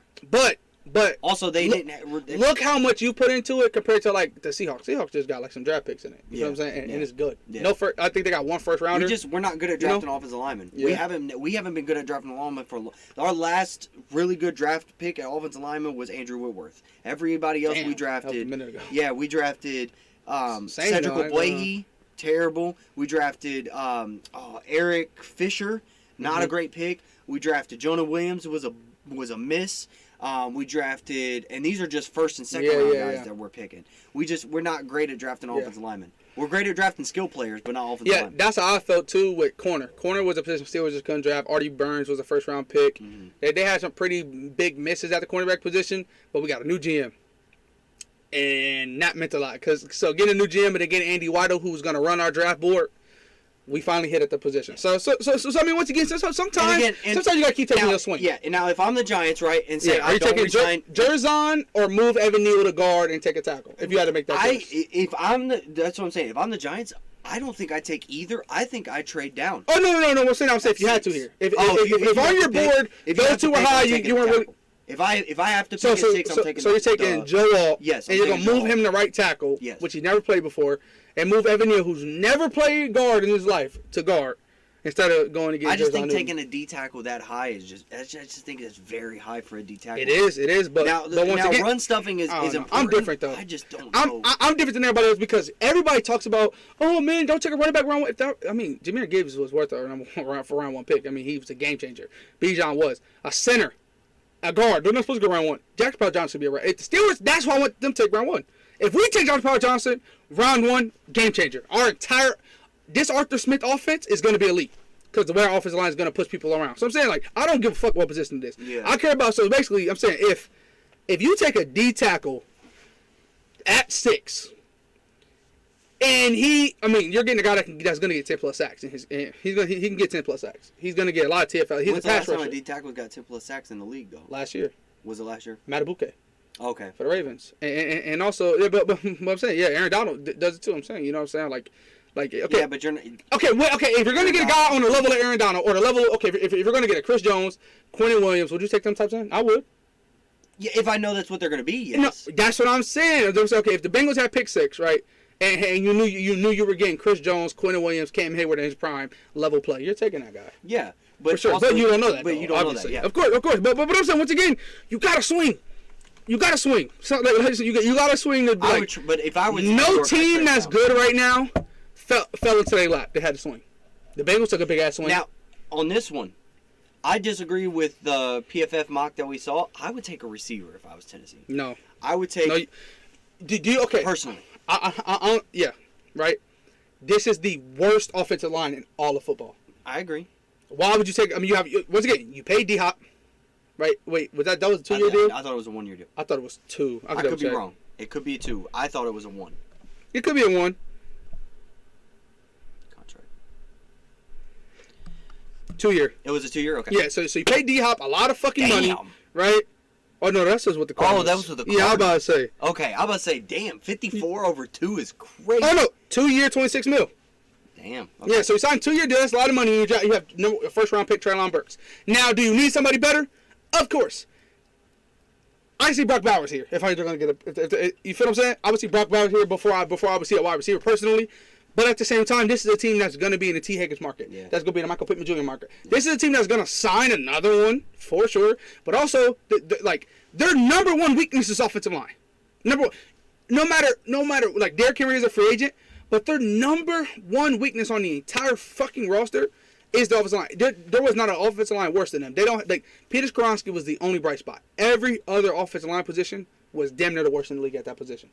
You would take, so imagine you have Joe Alt or Olufashanu if Joe Alt goes 6. Those guys are coming in one of the best left tackles in football to go with one of the best left guards in Skoronski that you just took last year. That's automatically an elite ass side. So that's what I think they're going to do. But yeah, of course. I mean, y'all wouldn't pass up on Malik Neighbors here. I mean, I couldn't. Or Romo Dunze. I wouldn't, personally. But at the same time, like, I mean, Will Levis isn't making it a full year. He's not going to, bro. He's going to get hit so much, bro. Falcons, I agree with this. I take a quarterback. Quarterback is so, like, it just sucks. Because I'm trading up for one. I don't give a fuck.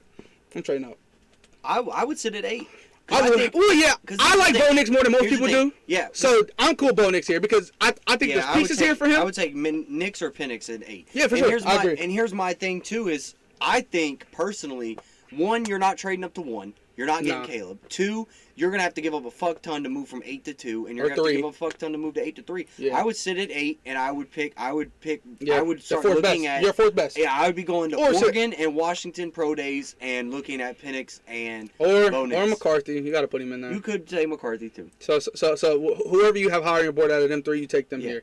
But yeah, I agree. Obviously, in my opinion, is Bo Nix. Also, I think the fit is Bo Nix here because I think in this offense you need a guy with somewhat athleticism. Yeah, but I I can see you taking a D lineman, but you could pay a D lineman. It's an edge rusher that Yeah, you could have a quarterback on a 5-year contract with Bijan, with Algier, with Drake London. I would want to trade back then. Pitts. I would want to trade back then.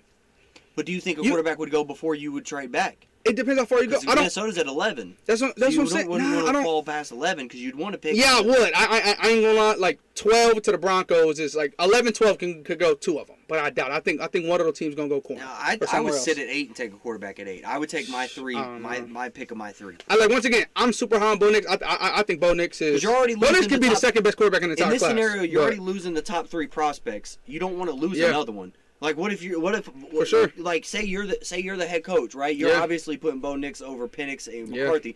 Say you move back to 12 and move up with Denver, then Bo Nix goes and then JJ McCarthy goes. Now you're stuck with Penix. You have to take Penix if you're going to take a quarterback. But once again, a lot of mock drafts have Penix and Bo both going in the second round, but I don't think it's going to happen. I think I think the reports that came out saying that teams are.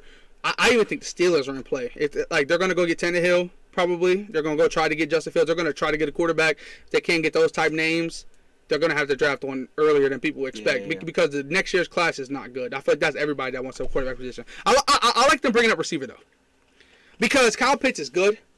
Drake London is good. You have a good run game. Now, here's the thing. The run game is going to fall off because Arthur Smith, that's his fucking bread and butter is running. He had fucking Tyler Algier and 1,000-yard rusher. So that gets a lot worse. Not a lot worse because you have such a good talent at running back in Bijan Robinson. So you're still going to be able to run the ball. But, I mean, fucking Van Jefferson, Mac Hollins is your 2 and 3. Fuck no. Like, if Rome or dudes ain't going 9, psych, bitch, Drake, Rome, Pitts. Shit, we taking over the league. On the ball. Justin Fields, I'm trading for Justin. Or I'm signing Kirk. Or Tannehill or Brissett or Gardner Minshew. I'm making a move. So this one they didn't really bring up the picture, but once again, I think defense at 9. I don't know. I would if I get Caleb at 1, I would definitely want to get Caleb another receiver. If you go Caleb 1, I would go receiver at 9, or if you go receiver at 1, I go defense at 9. Yeah. Or trade down a few spots and go receiver for sure. Yeah. Now then my offensive line. I don't think it's. I mean. Yeah. Oh, I like what they brought up here. Is Bo Nix in play here? Bo Nix, McCarthy, or Penix? Because Aaron Rodgers is old as fuck.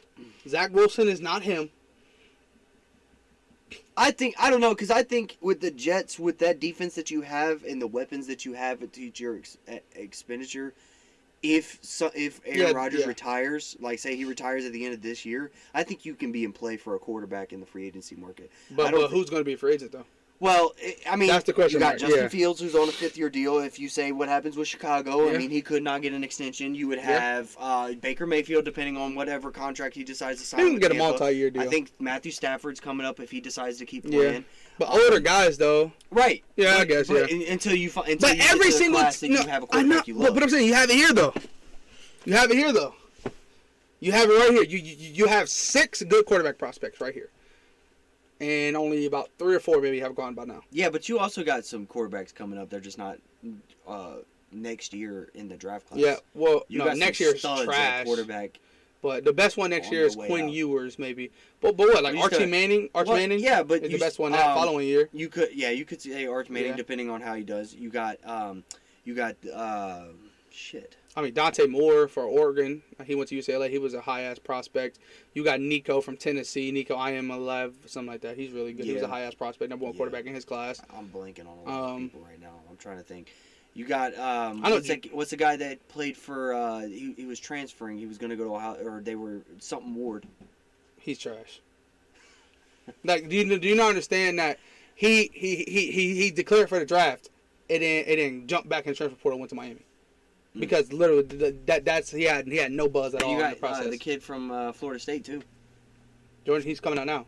Jordan Travis is in this draft class. Oh, okay. That's what I'm saying. But he broke his leg, so he going that's a Steelers type player. So I was talking about that. I'm talking about that later. But yeah, so here offensive tackle for sure, because yeah, I'm not asking what to take them. I say are they in play? I think they're in play, personally, but I'm taking tackle because, like you said, Aaron Rodgers isn't going to be here forever. The defense that you have, you're not going to be able to afford them forever. Garrett Wilson and Breece Hall, you're not going to be able to afford them forever. So the one weakness on this entire roster when Aaron Rodgers is healthy is offensive line. Mm-hmm. Take your pick. You know what I mean? Like take your best on the board. Minnesota quarterback, but they said that their number one thing going into the offseason is bringing back Kirk Cousins. Me personally, I wouldn't. I'm not paying $40 million when I can get a Bo Nix, Penix, or McCarthy, who I think they're not going to give you Kirk Cousins level of play right away, but they're not worth $40 million, for a non-elite play. Yeah. Danielle Hunter, to me, that would be my biggest thing going into the offseason is bringing him back. I mean, he was top 5 in sacks this past season. Great player. But worst coming to worst, I mean, quarterback is a more important position, so I think they're going to try to bring Kirk back with everything they got, be willing to lose Danielle and draft the edge rusher here. That's what I think they do personally. But even if you bring Kirk back, you're not bringing him back for more than 2 years, so you still could take a quarterback here if you bring him back. Yeah. You can still take Bo. Only bad thing is, so me personally, I'm taking McCarthy. If I'm any team to have a guy, I think Bo Nix and Michael Penix are better than McCarthy, but they're also older. Both of them are like, one's 24, one's going to be 25. I mean, but I don't know. Quarterback can play till they're 40, so it's kind of a weird position. But yeah, so what would you do here? I would probably he tackles good too. I would probably take quarterback because Kirk Cousins is 34. I think it's time to kind of build over into the new era. You're gonna have to pay Jay Jettas here soon, soon. Now, yeah. He wants his contract now. Yeah, so sure. I think you get a guy and it depends on who's available. If you don't want to go there, I would honestly go. You can get one in the second, probably. I would go 30-some overall defense. pick. Yeah, I would go defense. Jer'Zhan Newton isn't play at 11. Would you? I would take. Now is this a sweet spot for him? Now? Yeah. If you're at 11, I could take a D tackle at 11. I don't think that. I don't know. That might be still too high for me. But for a prospect like Jer'Zhan Newton, we're not talking about a run stuffer. We're talking about a pass rusher that just plays inside. Yeah, I would take a defensive player if I wasn't going to. Dallas Turner, Jared Verse, maybe a corner. Mm-hmm. Maybe a corner. Could be a corner. Yeah. Okay, now Denver. Now hear me out. You have to pay Russell Wilson a lot of money. A lot of money. Even if you're not in the free agent market, unfortunately. You're not in the free agent market. Unless you get a Brissett or somebody like that. Would it be crazy if you took a weapon here? Because you did go 8-9. Like, they didn't have a terrible season. You gotta pay Russell Wilson no matter what. Do you just pay him out of his contract and go get somebody to complement him instead of replacing him? Yeah, no. But I don't think now me personally, I don't think Russell Wilson's worth it. But I think you're kind of in between a rock and a hard place. You're going to pay him either way.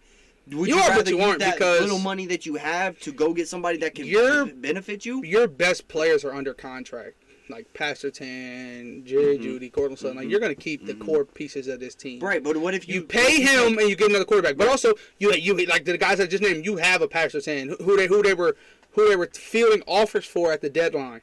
He alone, in this pick, can get you to 2. Can get you to 3. Yeah. He can. He's the best corner in the league, in my opinion. That he could get you up there. If you but you feel what I'm saying? I think it's quarterback no matter what. I think fuck Russ. I'm going to pay him out, give him all his money, give him the fuck out of my face, draft a quarterback for the future. I don't think it's no. And also, I would do what the PFF mock draft did. I would give up a haul and go trade up. Yeah, I mean, I think that... Like said, they went 8-9 with a bad quarterback. Here's the thing, But Russ didn't play terrible down the stretch. They went on a whole 5-game win streak. And I think that if you trade or cut Russ, pay him all that money, draft a rookie quarterback, and that rookie quarterback doesn't pan out, you're back in this same situation. And we all can remember Denver has not had a good track record with drafting quarterbacks. Nope. They've always, after Peyton, which they signed, did not draft. They have not drafted a good quarterback since. Yeah, I agree. So, but do you just take your chances and see if you can get the Russ that was the second seed? No, they're not though, bro. The one part you're forgetting is Sean Payton. Literally, the stuff he said about Russell Wilson. Literally, they don't like each other because Sean Payton disrespected the fuck out of him. You're not playing for a guy like that. Disrespectful as fuck. No, but I'm saying Russell Wilson, the holy guy he is, the stuff he was tweeting about him, you're not paying that guy. Yeah. I mean, you're not playing for that guy. Another quarterback position. I mean, Aiden O'Connell is trash, but Josh Jacobs is a free agent. Try to bring him back with everything you got. You're gonna need a tackle because you might lose one. You need interior offensive line help. You need a corner. A ton of money for no fucking reason. It doesn't matter, bro. Like that's one thing I'm learning about this league. If they benched you, your team is in play for a quarterback. It's that simple. Because same thing with the Steelers. The only reason why the Steelers even feeling conversations is they benched Kenny Pickett. Russ got benched for fucking Jarrett Stidham.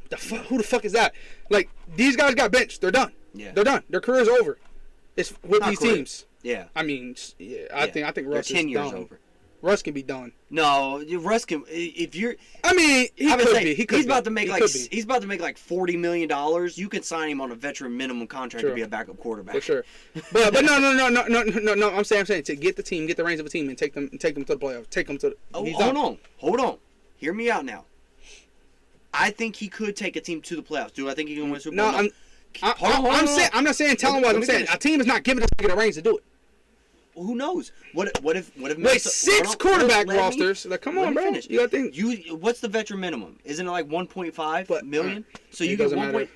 Minnesota. Yeah. Okay. Could. I'm not saying they're going to. Could. I would sign Kirk for 40 before I would sign him for 1.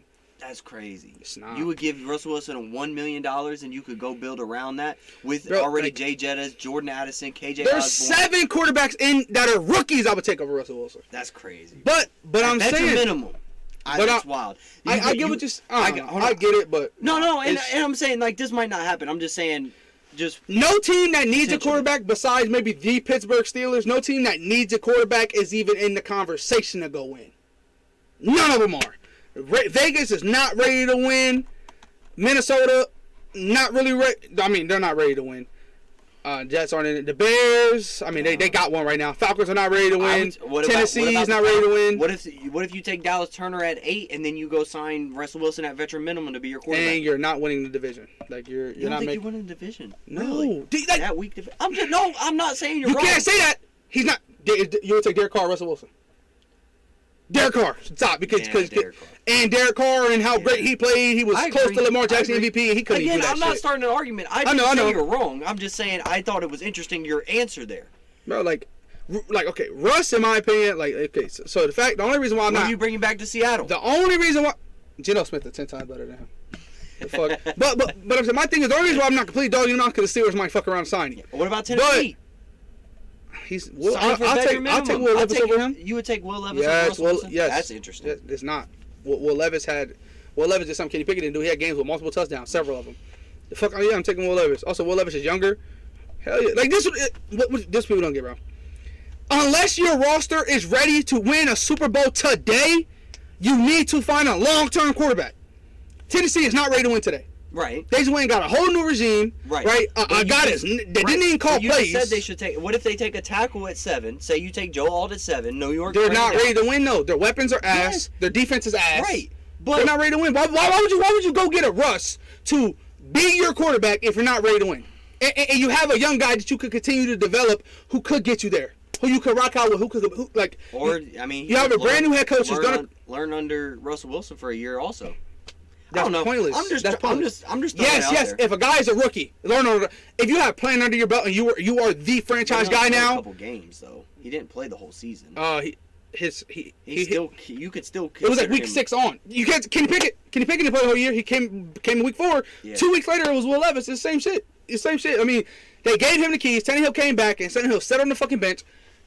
He's the franchise guy. They have a brand new head coach who's going to be the play caller, has a brand new scheme. You're going to teach that to the young quarterback and have him grow and develop into this offense before. Okay, now, like I said, that's why I feel like the Steelers is a team that's going to keep getting brought up, not because they're my favorite team, but because they have weapons, they have a defense.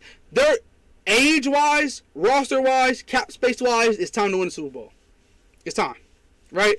So Russell Wilson will be perfect. If Russell Wilson's coming and he's giving you he has to give you his upside. He can't give you mediocre. He has to give you his best possible play. Now he's ever played in his career. Cause he's not gonna be Seattle again, but because his athleticism carried. But over that 5-game streak, what he was doing, if he came to Pittsburgh, that's the best case scenario for somebody like him and Tannehill. Like, no team that's your name is gonna go get a guy like that if they're not ready to win. Well, why would you go pay a 40-year-old man, 35, however old he is, old man, no matter how much you're paying him, when you could draft a guy that's younger if you're not ready to win? No, it makes to me. Okay, it'd be different. It'd be different. It's okay, but like also like the AFC South sucks. Like you could win the AFC South potentially with Russell Wilson. Potentially, I'm taking Baker over him. I'm taking Derek Carr over him. And I'm taking CJ Stroud. You said AFC South? Yeah. So that would be Houston, Indy, and I'm taking the Texans are good. Texans are good. Jacksonville was banging the fuck up all year. If they were fully healthy, they're good. Yeah. Then you got the Titans. No, the Texans are good and the Jacksonville is good, but I'm just saying, like. And then the Colts? The Colts are good. The Colts play good football. They barely missed out in the playoffs. Yeah. They barely missed out. Hold on. What was the record? They have the same record as Bengals, so you can't talk shit. Y'all have the same record. I wasn't talking shit. No. No, saying they're good. So basically, I know, but no. But what I'm saying is though is that they went 9-8, right? What did the Tennessee go? 6-11. I promise you. And Russell Wilson is not changing this from 6-11 to a 9-8. It's just not. He's not. No. But if you re-sign Derrick Henry, you sign Russell Wilson at $1.5 million. You're not winning this division. That's guaranteed. AFC South is definitely one of the most competitive divisions of football now. It really is. It's definitely really competitive because Jacksonville with their young superstar quarterback, Texans with their young super quarterback. I would make the case that it's the least. It's not. It's the least competitive division in the AFC. No, it's not.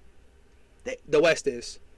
You think the West is? Yeah, the Broncos have no shot to win it. The Chargers haven't had a shot to win it. God knows how long, and neither does the Raiders. It's the Chiefs every single year. There's no shot to the Chiefs earn it every single year. Okay, then third. Yeah, for sure. Third, yeah. Because I think the North and the East would be tough. For sure. Is tough. Hell yeah. It is.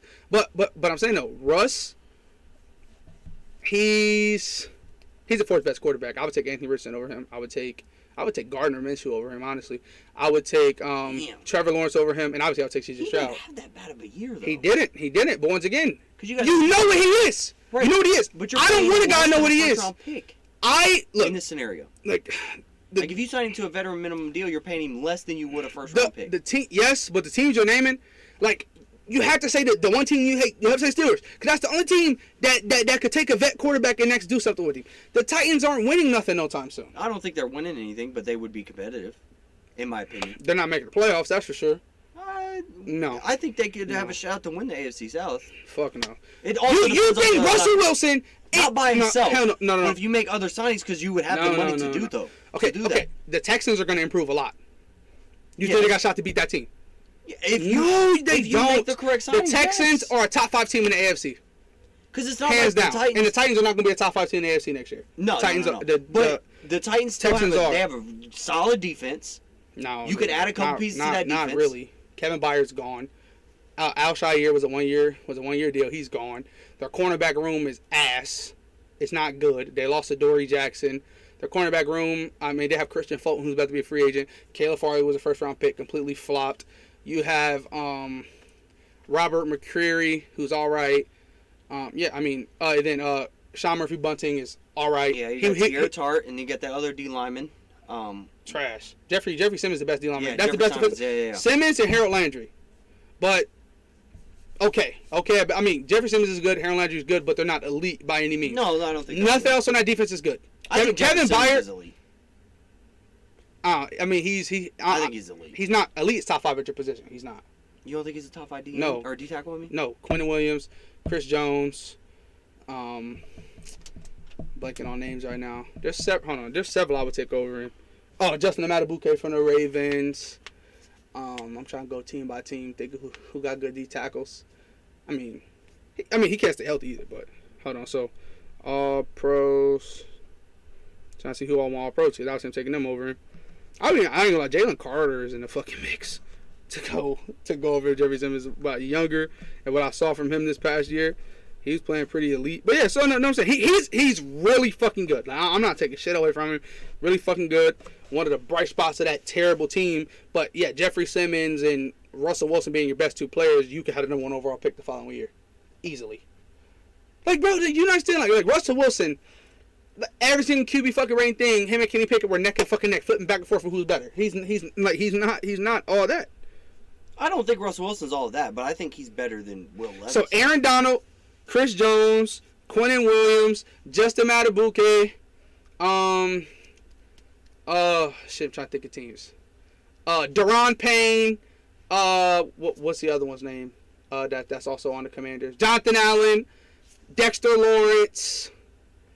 Let's go to the any other D tackles anywhere. Seahawks got any? Leonard Williams. Nah. I'll take everything.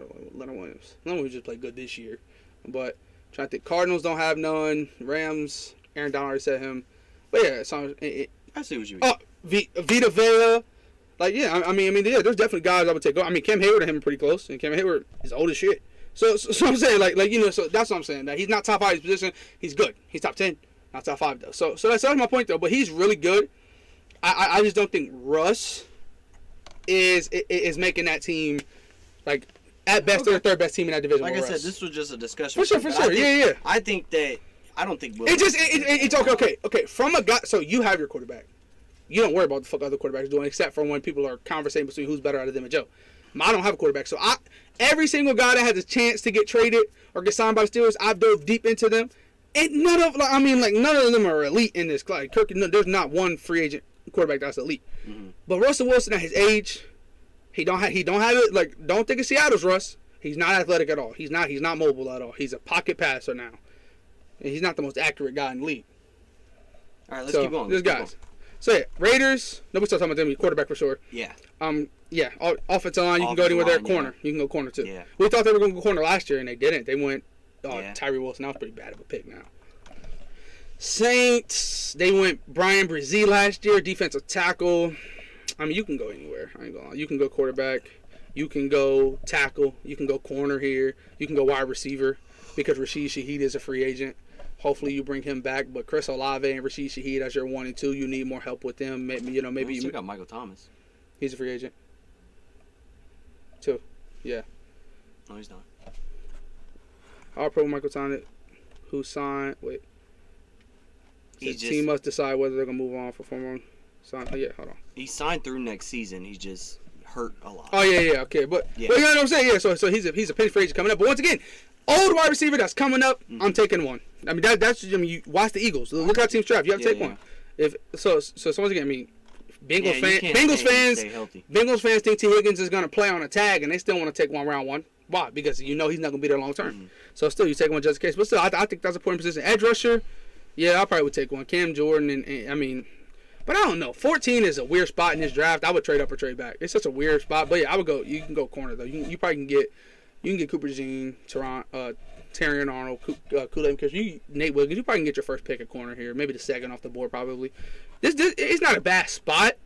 It's just for what they need and what's valued is weird. Mm-hmm. So like edge rusher, I don't know. Because does Jared Verse and Dallas Turner make it here? Maybe not. Do you take Laiatu Latu here? He's good enough. But I don't know. I just don't know. Yeah, Indianapolis Colts, I love 15 for them. It's just Michael Pittman, you got to bring him back. You got to bring back Kenny Moore. And I think their number one need is corner. Kenny Moore is a slot. I think you took Juju Brents last year in the second round. Long, lengthy corner. He has upside, but I mean, you go and you get a Cooper DeJean, or you go and you get a Terrion Arnold who can be a really good corner in the league. Perfect. Wide receiver's interesting, though. Quarterback, at 16, quarterback being their number one need is very interesting to me. I know. Whoa. I don't. No. I think quarterback was quarterback always number one every time he was named for a team. Yeah, I think. Oh no, it wasn't. It was here. No, but still okay. Well, it is. It is because Gino's older. Right, well, what to say? Yeah, he's older. New coaching staff though. That's what it is. Yeah. They have no ties to none of these guys. Yeah. So No, whether and like I stick said, with these Geno guys or Smith is start a not new a world quarterback, beater, finding but a new. I think at 16, I don't know if you get anybody, especially like if you said Yeah, you do. if people are trading up for quarterbacks in this draft. Do you take though. a JJ McCarthy or Yes. or do you just roll with Geno for another year and take another position? Oh no! Taking a McCarthy or Penix doesn't mean that they're starting over Geno in 2024. Yeah, they could sit that 1 could be year. You know they could sit a year for the rest of his contract, and then they start now. So I definitely think because I said what Drew Lock is a free agent, so or re-sign Drew Lock for 22 years. So I mean you don't have a backup. Draft a young guy that because you're a new coaching staff. Draft you a guy that you can develop in your system for sure. I like it though. I wouldn't say it's number one need, no, not for sure. If Bobby Wagner's leaving, Jordan Brooks is a free agent. That's their number one need. Because Devin Bush was also a one. So yeah, Devin Bush was their 3. He was signed to a 1-year deal. Jordan Brooks is a free agent. Bobby Wagner is a free agent. That's the position I was at. Leonard Williams is a free agent. Yeah, but I'm talking about linebacker though. Oh yeah. Yeah, Leonard Williams. D-line and edge. Boye Mafe broke out this year. He's a good edge rusher. He needs help on the other side. Yeah. So draft a fucking safety and move Jamal Adams to linebacker. Yeah, but he's Jamal Adams was past his prime. You missed the window to do that. So for you still can move him. No. You can still move him there. He'll still be good, but it doesn't take that from your number one need. You know what I mean? Like he's not gonna be an all pro level. You could, but you're not taking one at 15, 16. You're not taking linebacker round 1. Yeah. You could. I think I don't see one going earlier than 20, which is still a pick there. But yeah, in the 20s. I mean, in the 20s. 17, I think wide receiver is number one need. Like I think that's what they need. They could lose Josh Allen. They could also lose another first round pick. I would hate them taking a Chasen. tackle here if Fushanu fell. But why though? You just drafted your right tackle round 1. And then wait. Is Cam Robinson a free agent? Jacksonville could be in the market for another offensive tackle if Cam Robinson ends up a cap. Oh, so if they cut Cam Robinson, they can get one. Yeah. But you just drafted a first round tackle and you got Cam Robinson. So say if they don't, it's so okay. Because once we get past free agency, you're going into the draft. You just drafted a first round pick at right tackle and you're paying Cam Robinson. Yeah. Also, why would you take one? But would you rather cut Cam Robinson to free up the money to sign Josh Allen? Yeah, hell yeah, I would. No. I would. So yeah, I definitely think he's going to be a cap casualty for sure. Tackle. Yes. I'm just saying. But Olu and Joe Alt making it here, almost impossible. And then there is no other left tackle, really, because J.C. Latham's a right, Marion Smith is a right, Talise Fuaga's a right, Troy Fott now, they think he's going to be a guard at the next level, but he's also a right. Tyler Guyton is a right. Patrick Paul, I think, is the next left. And then it's one for BYU, which they're looked at as second-round prospects. So would you take a second-round, guys you graded as a second, third-rounder here at 17 just to get that position? No, but Anton Harrison was actually a left tackle when he came out of Oklahoma. So, I mean, you can move him back to his true position and then draft one of those right tackles. Mm-hmm. Hell yeah, I like that, actually, now that I thought about that. That's probably what I would do. But hell yeah, I'm bringing Josh Allen back by any means necessary.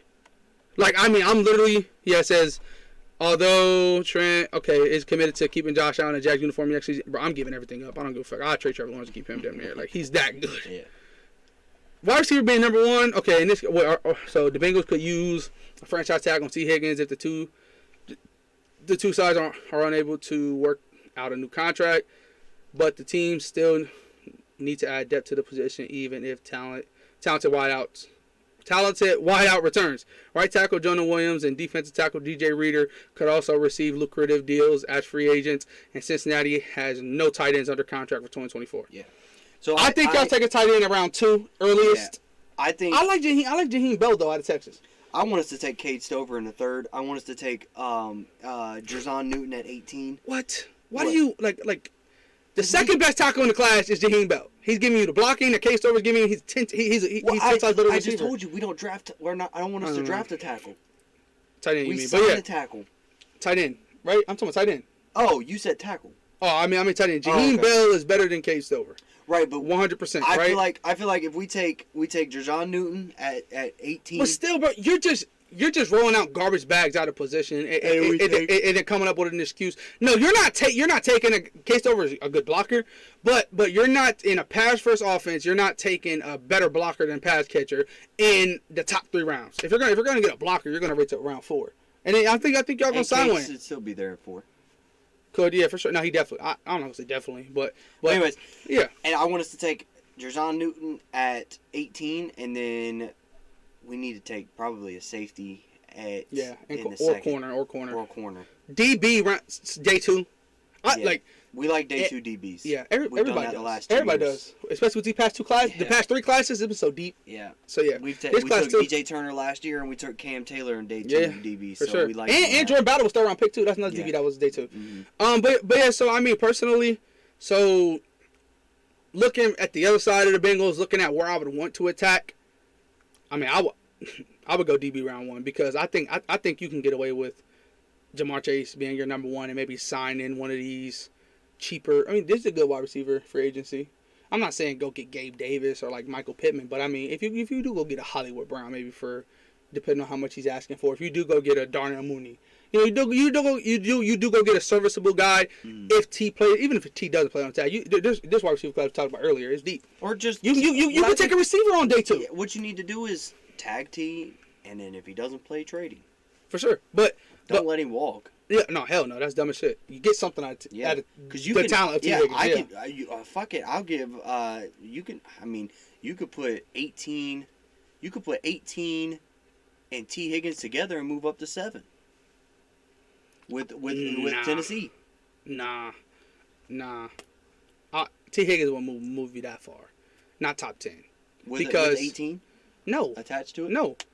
You got to think what teams have to give up to jump into the top 10 compensation wise. They're giving up multiple firsts. Yeah. So I'm saying maybe 18 T. Higgins, next year's 2nd and this year's 3rd. That's hella though. I'm not giving all of that up. No, just to move up. We got 2 third-round picks. So also you would give up next year's 2nd, T. Higgins, 18, and one of your 2 third-round picks to the top 10. Yeah. Yeah, but once again, if I'm a top 10 team, they deserve to be in top 10. They're not moving that far back. Well, I mean, what if we make you can make a deal at 5 with LA. LA could take an extra third. They need to reload their roster. You get a number 1 receiver like T. Higgins that you're looking to get anyway. And then what you get, go get Joe Alt. Or you can get Malik Neighbors. You can get Joe Alt. You could get Dallas Turner if you want Dallas defensive Turner. You can go with you can go anybody. Yeah, for real. But yeah, no, I agree. It just you can go to LSU products. Yes, for sure. But one thing I was talking to you about, I was talking about y'all trading up last year because a lot of people were mocking y'all were trading up in last year's class for like a Kincaid or something like that. But you shot me down every time I brought up y'all trading up for a tackle or something like that. But another thing y'all have to watch out for. I don't think it's gonna happen. The number 1 thing you have to watch out for is depending on what y'all do with free agency, is the Steelers also like them getting a defensive tackle is not the cards. They hit big time with Keanu Ben. He's a fucking freak. Like, he was our best interior defensive lineman this entire season, even over Cam Hayward, Larry Njoku, all them guys. Larry Njoku could get cut. Cam Hayward's getting older. He did win Walter Man of the Year. Shout out to him. But he only has 1 more year left on his contract. They're going to extend him to bring down his cap hit. You know how that shit go. So they're going to do that. So he's going to be under contract maybe for another year or so. But he's older. So I think if y'all really set y'all let DJ Reader walk, y'all figure something out at tackle. You tag T. Higgins like your biggest need going in is D tackle. The Steelers could be in the exact same boat, and I would not be surprised if they go from 20 to 17 and jump y'all to do that. So that's what I'm saying. Watch out for that. But still, no. I think Cincinnati isn't like as a Bengals fan. I mean, as a fan of the team, you don't want to just lose out. I do because I hate being in this type of position, right? Because now for the Bengals' sake, you're good enough to have a 32nd overall pick in this class. Everybody knows that. So therefore, imagine if you had 15 or higher. You know what I mean? Like imagine if you lost against the Browns. Imagine the Browns, they start the backups and you lost. Right? As 8 and 9, you would be... Damn, you would have about 13, 14 pick in the class. That's a lot better than 18. But I mean, it's not that big of a difference. But still, you know what I'm saying? Imagine this talented of a roster. I know what you mean. With the top 15 pick. Right. That's incredible. That's what the Ravens did a few years ago. Rams... Yeah, I think these 2 positions. Yeah, corner edge. Yeah, I think they're gonna go. Kicker? Yeah, their kicker sucks. You're not so. No. I know their kicker. Yeah, no. I was about to say they. I know they went through. We did see a punter earlier, didn't we? I thought we did. I thought we saw P. Maybe not. Yeah. But still. So I'm saying, I'll never forget because it was against the Steelers. So Brett Maher missed like several kicks against us. He got cut the same day after right after the game. He got cut. They brought another guy and they ended up cutting him too. So they went through like 3 kickers in 1 year. Hell yeah, they need it. I like this right here because you were just talking about how Matthew Stafford's coming up. Stetson Bennett's your backup. Get the fuck out of my face. Yeah, but he left this team. Who's Stetson? Yeah. Oh yeah. He left for personal reasons. Certainly surrounding Stetson Bennett. Yeah. But once again, yeah, he wasn't serious anyway. But still, so a corner. I like Taron on. I like Cooper DeJean. I like Kool-Aid. I like any of them guys coming here. Yeah. Man. I really do. But edge rusher, I think, I don't know. I like I said, one of my best fits in the entire class, Leia Tulatu, staying in Los Angeles, going from UCLA to the Rams. I mean, it's just the best fit. It's something they really need. I'm not taking a safety here. I'm not gonna take a quarterback here most likely. Maybe if Bo is still here, I'm think about it, or Penix, whoever you have higher. But obviously you're not taking kicker here. But yeah, I would say the toss up is between these two for sure. Like it depends who you have higher on your board. Yeah. So if would you take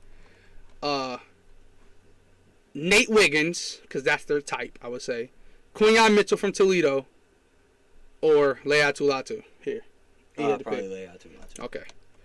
Steelers, yeah, I'm surprised quarterback's not on here, to be honest. But, it says, assuming the Steelers decide their in-house options under center are better than any outside alternatives, I know what they say about assuming, for sure. Because don't assume that they're not going to do nothing, because they could easily do something. Yeah, tackles, like, okay, I finally get to say this publicly. The Steelers like Dan Moore more than anybody else. Like, Steelers love Dan Moore. Like, y'all, I think people have to think about Dan Moore for a second. The Steelers have came so far, bro. People don't understand it. Look at that 2021 draft class. You had the worst rushing offense in the whole entire NFL. Who was 32nd best. Then you lost your running back. So you had to draft one round 1 to instantly start. Round 2, you lost Eric Ebron. Jesse James. You had no tight end on your entire roster, so you had to take one. He had to start as your tight end 1. Day 1. Round 3, you didn't have a center at all. You lost your center. So you had to take a guard that never played center in his life.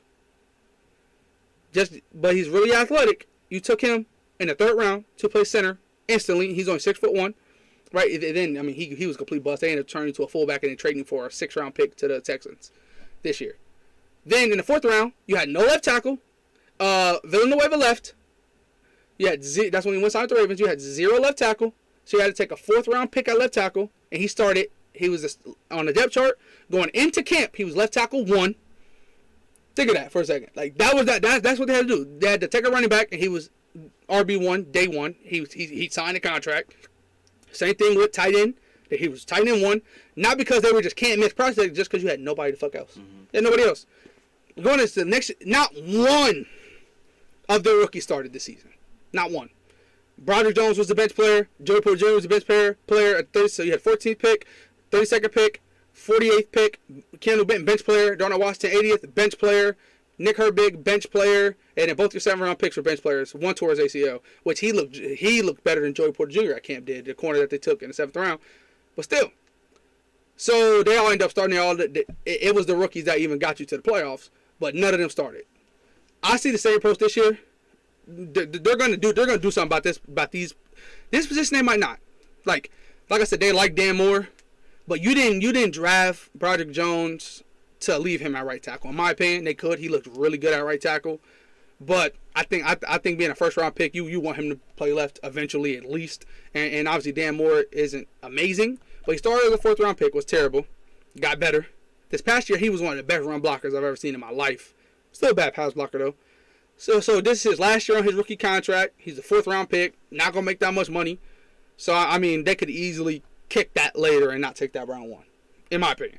Now, center, you have your guards. I mean, you have, I can say Malu, fucking ass kicker, demon, gave up 0 sacks the entire year. You got James Daniels, another 0 sack guy the entire year. You have your guards. They're set. They're set in place. You're not fucking with the guard position. Your center is terrible. He had the most fumble snaps out of any center in the entire National Football League. So that's how you know it's like. That's when you know it's a problem. Because Mike Thomas says do routine things routinely. When the snaps getting fucked up, that's when you're like, what the fuck going on? Because that's one thing in a football game that like you rarely see. A fumble snap, that's rare. It happened a lot with them. So I think Jackson Powers Johnson, those type of guys are in play for round 1. Corner, yeah, I talked about that earlier. You need a number 2 guy. But quarterback, I think there's a report from Adam Schefter talking about Justin Fields and Mike Thomas, Justin Fields guy. I think they're gonna join the bidding, or they're gonna win it. I don't know, because they're not gonna give up pick 20 for him. That's for sure. They're not gonna give up. I would give a first rounder for Justin Fields without a doubt, because of his upside, and this team is a quarterback away from not just winning the division, but making a push. I mean, you have the defense if it stays healthy. You have the weapons. You're just missing the most important piece on the entire roster. That's quarterback. But still, so I don't think they give it a first. But the market being a second and a third, yeah, I wouldn't even think about it. I'd get out of without a doubt. But yeah, so I like this stuff. But yeah, see, it's talking about in D-Tap Cam Hayward can't play forever. So adding another young star next to 2023 second round Keanu Benton seems logical. So if Jerry Newton's sitting here at 20, or if we got to move up a few spots to go get him, because we feel good about tackle, we solved cornerback in free agency, we can get a center in round 2 or round 3, hell yeah, I'm doing this. I would go get Jersey Newton without a doubt. Because, I mean, we're step for step how good he is. Like, that's a hit. This is another team that needs a center, I would say. What did it say here? Wide receiver being third is interesting. Yeah, because what would it say? So the receiver room could use at least one new face to join Tyreek Hill and Jalen Waddle, and imagine the damage. Yeah, could do with an elite tight end in the mix. Yeah, for sure. So Brock Bowers here will be fucking scary. Yeah, crazy. Because they have 0 tight end, and they actually use what's his name, Joey Schleith, I think his name is. You actually used him this year. So yeah, I like another weapon for sure. Tyreek Hill is what, 30, 29, about to be 30. I think so. And I know his contract's through. He's 31 years old. He said he's retiring after he finishes his contract because he wants life after football or some shit like that. He was saying. So you don't got Tyreek Hill for much longer. Obviously, you got Jalen Waddle under the wraps, but I mean, a Bengals fan will tell you, nothing's wrong with 3 receivers. Nothing wrong with it. But yeah, D tackle here too. I like that. I like that because I mean, you got one good one. What's Christian? It's not Watson, is it? Watkins. Yeah, Christian Watson. Yeah, so he's really good. Dog. Hey, you always can add another piece. Eagles centers in play, obviously. Running back, the number 1 need. I don't think a running back's the number 1 need. Oh, on day two. Yeah, okay. Bucky Irvin here. I like that. I like Braylon Allen here. A lot of names, but yeah, I think they need running back. I don't know another receiver. I mean, you got A.J. Brown making some money. You got, what? Devontae Smith. Yeah, you got Devontae Smith, the 6th overall pick. Yeah, so he's going to make some money. But yeah, I mean, obviously they're going to get a steal. Yeah, because Howie Roseman always steals somebody. Yeah, they're going to get a Jersey Newton at 22. What the fuck happened? They're going to have 3 elite D tackles. Yeah. Edge though. Oh yeah, yes, we got to talk about that. The Eagles granted Hassan Reddick permission to go and seek a trade. Yeah. So Edge is up there. But I mean, you got Nolan Smith, and then what you got, like Derek Barnett and other guys on it. But no, they could take one round 1. They could. Like, and I mean, if I could trust any team to develop one at 22, it's them. Yeah. For sure. I agree. Yeah, I like a D tackle here. Yeah, or offensive line. Yeah. Then the offensive line. I wouldn't hate a corner. A little. I would. No, I wouldn't. I mean, you have a number 3 overall pick at the position, and he played good this year. Yeah. When he came back from injury, Stingley played really good, but you need more than 1. Yeah. You need 3. Yeah. Honestly, you want to be honest, but. So yeah, they have Steven Nelson, old. Desmond King. I wouldn't hate a receiver here too if you had like a Brian Thomas that was still available at LSU. Troy Franklin III from Oregon. Keon Coleman, Adonai Mitchell. Yeah. Go along with Nico Collins and Tank Dell. Yeah, I'm about to say you got your 1 and 2. But also you can make Tank Dell more of a slot. Not. I don't know, but he's not though. Player. He's not though. Another number. He's not like you can't. I don't know. Like his size says that, but his skill set. I mean, if Tank Dell plays like a 6'3" receiver. Like his route running is elite. He's a head tapper. I mean, him and Nico play like the exact same player. They have a really bright future there. Right. Noah Brown though, I like him, but I mean, I'd rather take one of them rookies over him. But yeah, I would, like you said, I would look at the trenches first because I think you build up the trenches with the Will Andersons and with the pieces you currently have. Elite, because you can get corners and receivers and edges on day 2. So don't rush those. Tackle. I mean tackle. Let's move on. Tackle. Yeah, I'm not. Corner. Oh, wide receiver's interesting though. Would you take a receiver? I would. They got 1. Yeah. Because Michael Gallup ain't that. Yeah. And then number 13, Brandon Cooks. Nah. Yeah. But also, and back to Houston with the receiver wise, is Noah Brown really your number 3? No, he's not. I would take a rookie. Yeah. I would take my shot at a rookie over him. But they need a 2. They do. Dak needs more, bro. We show. That's crazy. He does. I'm joking. CD is elite. Corner. CD was the best wide receiver in the league this year. Yeah. Corner. Obviously, that'd be round one. If he falls that far, a lot of people have him cornerback 1, so I'm really interested to see what the NFL thinks of him. Well, any of the three, tackle if you though, put Kool-Aid or tackle. Nate Wiggins here, that would be elite. I think tackle is really important too because Bakhtiar's getting up there. Yeah. And also Elton Brand's getting old. Your center didn't they center just retire? They might have. I'm not sure. Oh no, he retired recently, and they got some trash can there. So yeah, I mean, Jack Power Johnson here should have at it. But yeah, offensive line is really important for them. But yeah, there's question marks about that secondary right now. And wait, we saw Darnell Savage was a free agent too, so safety is important. But back into the first round, you could talk me into Cameron Kitchens. Yeah. You could talk me into, or even Tyler Nubin because of his size. I would like this might not be the biggest need. I wouldn't hate a sneaky receiver here. Nah, I wouldn't. Because Mike Evans is old. Yeah. Chris Godwin, he's older too. He's like 27. Yeah. I wouldn't hate another receiver to phase them out. Who? Like a Keon Coleman if he's there. Yeah, I'm not taking Keon Coleman over Troy Franklin and Brian Thomas though. If one of those two are there, I'm taking them. Right. Or Adonai Mitchell. But still, yeah, for sure. Keon Coleman could be any of them guys could be a 1. But for sure, I definitely agree. But yeah, this right here, Yaya Diaby was a dog as a rookie, number 0. Mm-hmm. But Shaq Barrett's old as shit. Joe Tryon-Shrinker, you don't know what you want him to be. You're moving him at inside linebacker. You're putting him over the center. You're putting him at edge. You're doing so many different things with him.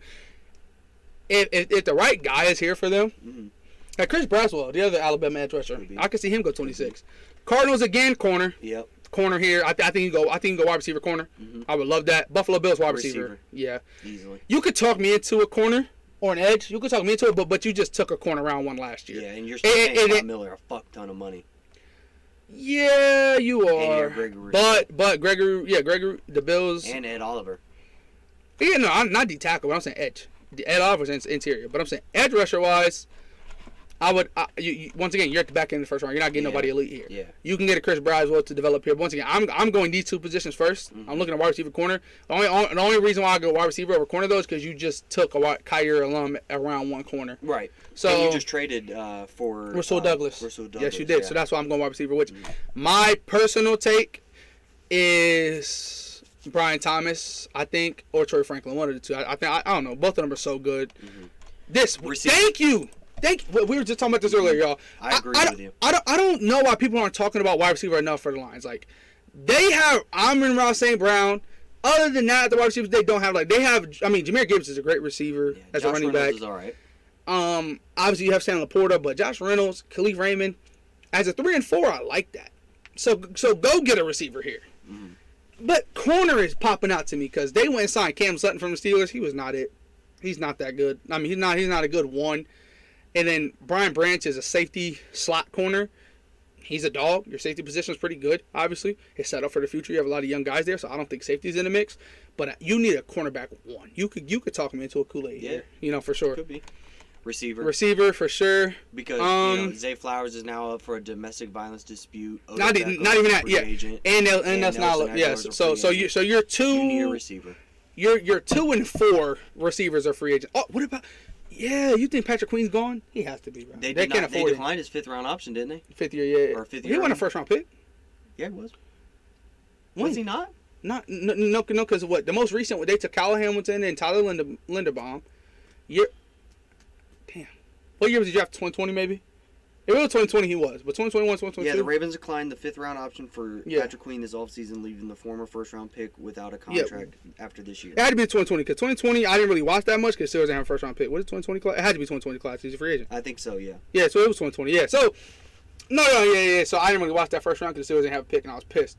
But I wasn't pissed because we traded for Minka Fitzpatrick. I'll take that any day of the week. But yeah, no. So I definitely think you want to get Justin Matabuke more help. So defense interior. I think with Nelson Aguilar being a free agent, Odell Beckham being a free agent, which you're probably not going to bring back because of his age, and then not knowing what's going to happen with Zay Flowers. I have a question though. I mean, Zay Flowers might get suspended for the domestic violence, or he might get. All right, so okay, Zay Flowers still there, right? Let's say he's still there.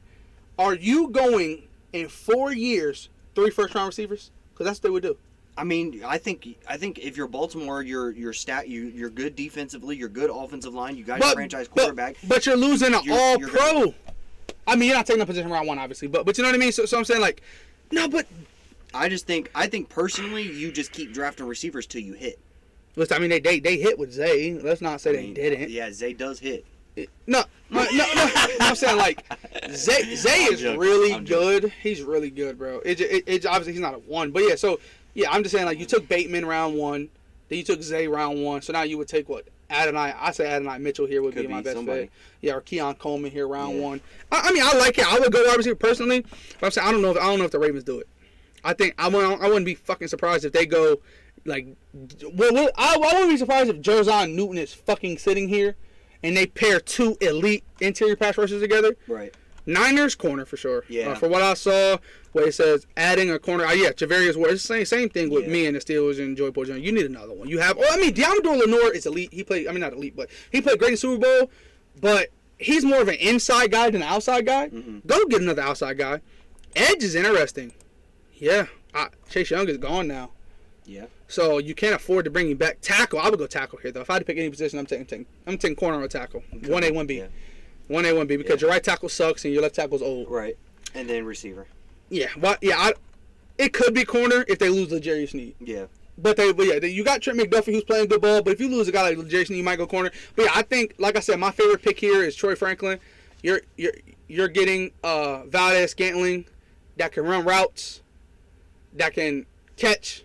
Why not get a guy like that here? Right. So yeah, I definitely think they're gonna get. Yeah. So teams without a first round pick.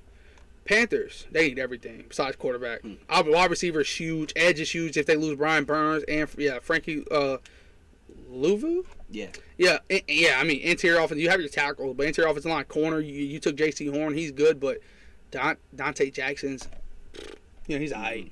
Jeremy Chin moved from safety to corner. That's kind of weird. And then you traded for C.J. Henderson, a former first round pick. He's about to be a free agent. So I mean, you could take corner and wide receiver and edge. You need everything. Mm-hmm.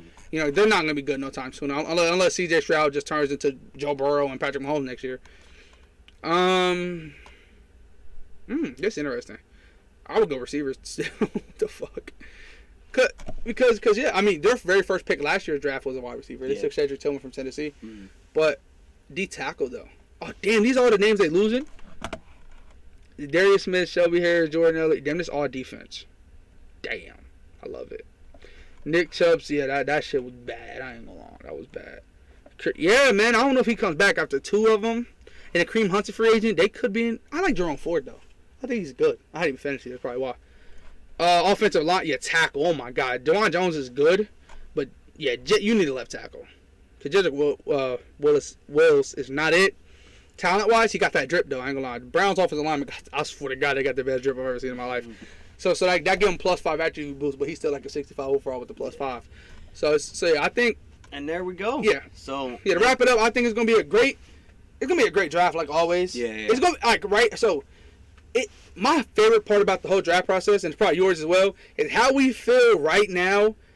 Literally on a month from today, it was the 11th. So I think it's 27 days from today is free agency opens. Trades can be made, guys can be signed.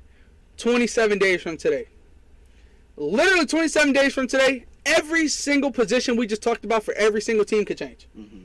Because if all these teams get their number 1 need in free agency or get their number 2 need, it all can change. Mm-hmm. If the Chiefs if they go and they get Calvin Ridley, T. Higgins, Michael Pittman, they go and they get the wide receiver 1 that they D-Hop, go get D-Hop.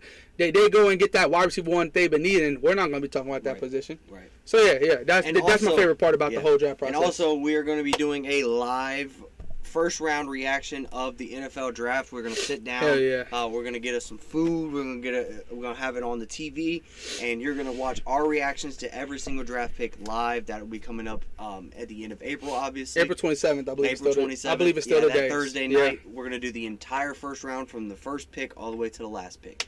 We're gonna watch. It's gonna be lit. It's always lit. It's always lit. We're gonna get some food, get some jokes. It's gonna be me, you, De'Aaron. We'll try to see if we can get a couple other people to hop like in. Duran, maybe to watch it because he likes watching it. Dre, just kind of having some guys in here, and we'll just watch the entire first round and do our game, our yearly mock draft game that we do. Everybody gets a point. We might tweak the points this year because it was kind of getting a little confusing there. So I might figure out how to. We'll figure it out. Yeah. But stay tuned for that because that's coming up shortly. Also, the combine's right around the corner, so that's going to be huge. That's always a fun watch, and it's going to be entertaining there. And then also, we're going to talk about this next week. We're going to talk about the UFL. That's coming up at the end of next month. Their first game's coming up soon. The XFL and the USFL have merged into one, so we get spring football. So we're going to be able to talk about that. And also, we're going to talk a little college football. We got some transfer portal movement. Coaching changes because of going to the league and things like that. Exactly. Yeah, we got some new coordinators, some new head coaches in the college football. And conference changes. Teams going to different conferences that are huge. Changes. And Bama's now. What are they going to be? Where the quarterbacks are going to fall this year? Who's the favorites to win everything? How's Michigan going to look with the sanctions? What about Washington, who was also in there too? Yeah, Washington's completely different team. So we're going to talk about it a little bit more next week. So tune in next week. We will have a lot more to say. We'll probably do some more draft coverage, but it'll probably be more focused on some other topics. It'll be more news-based.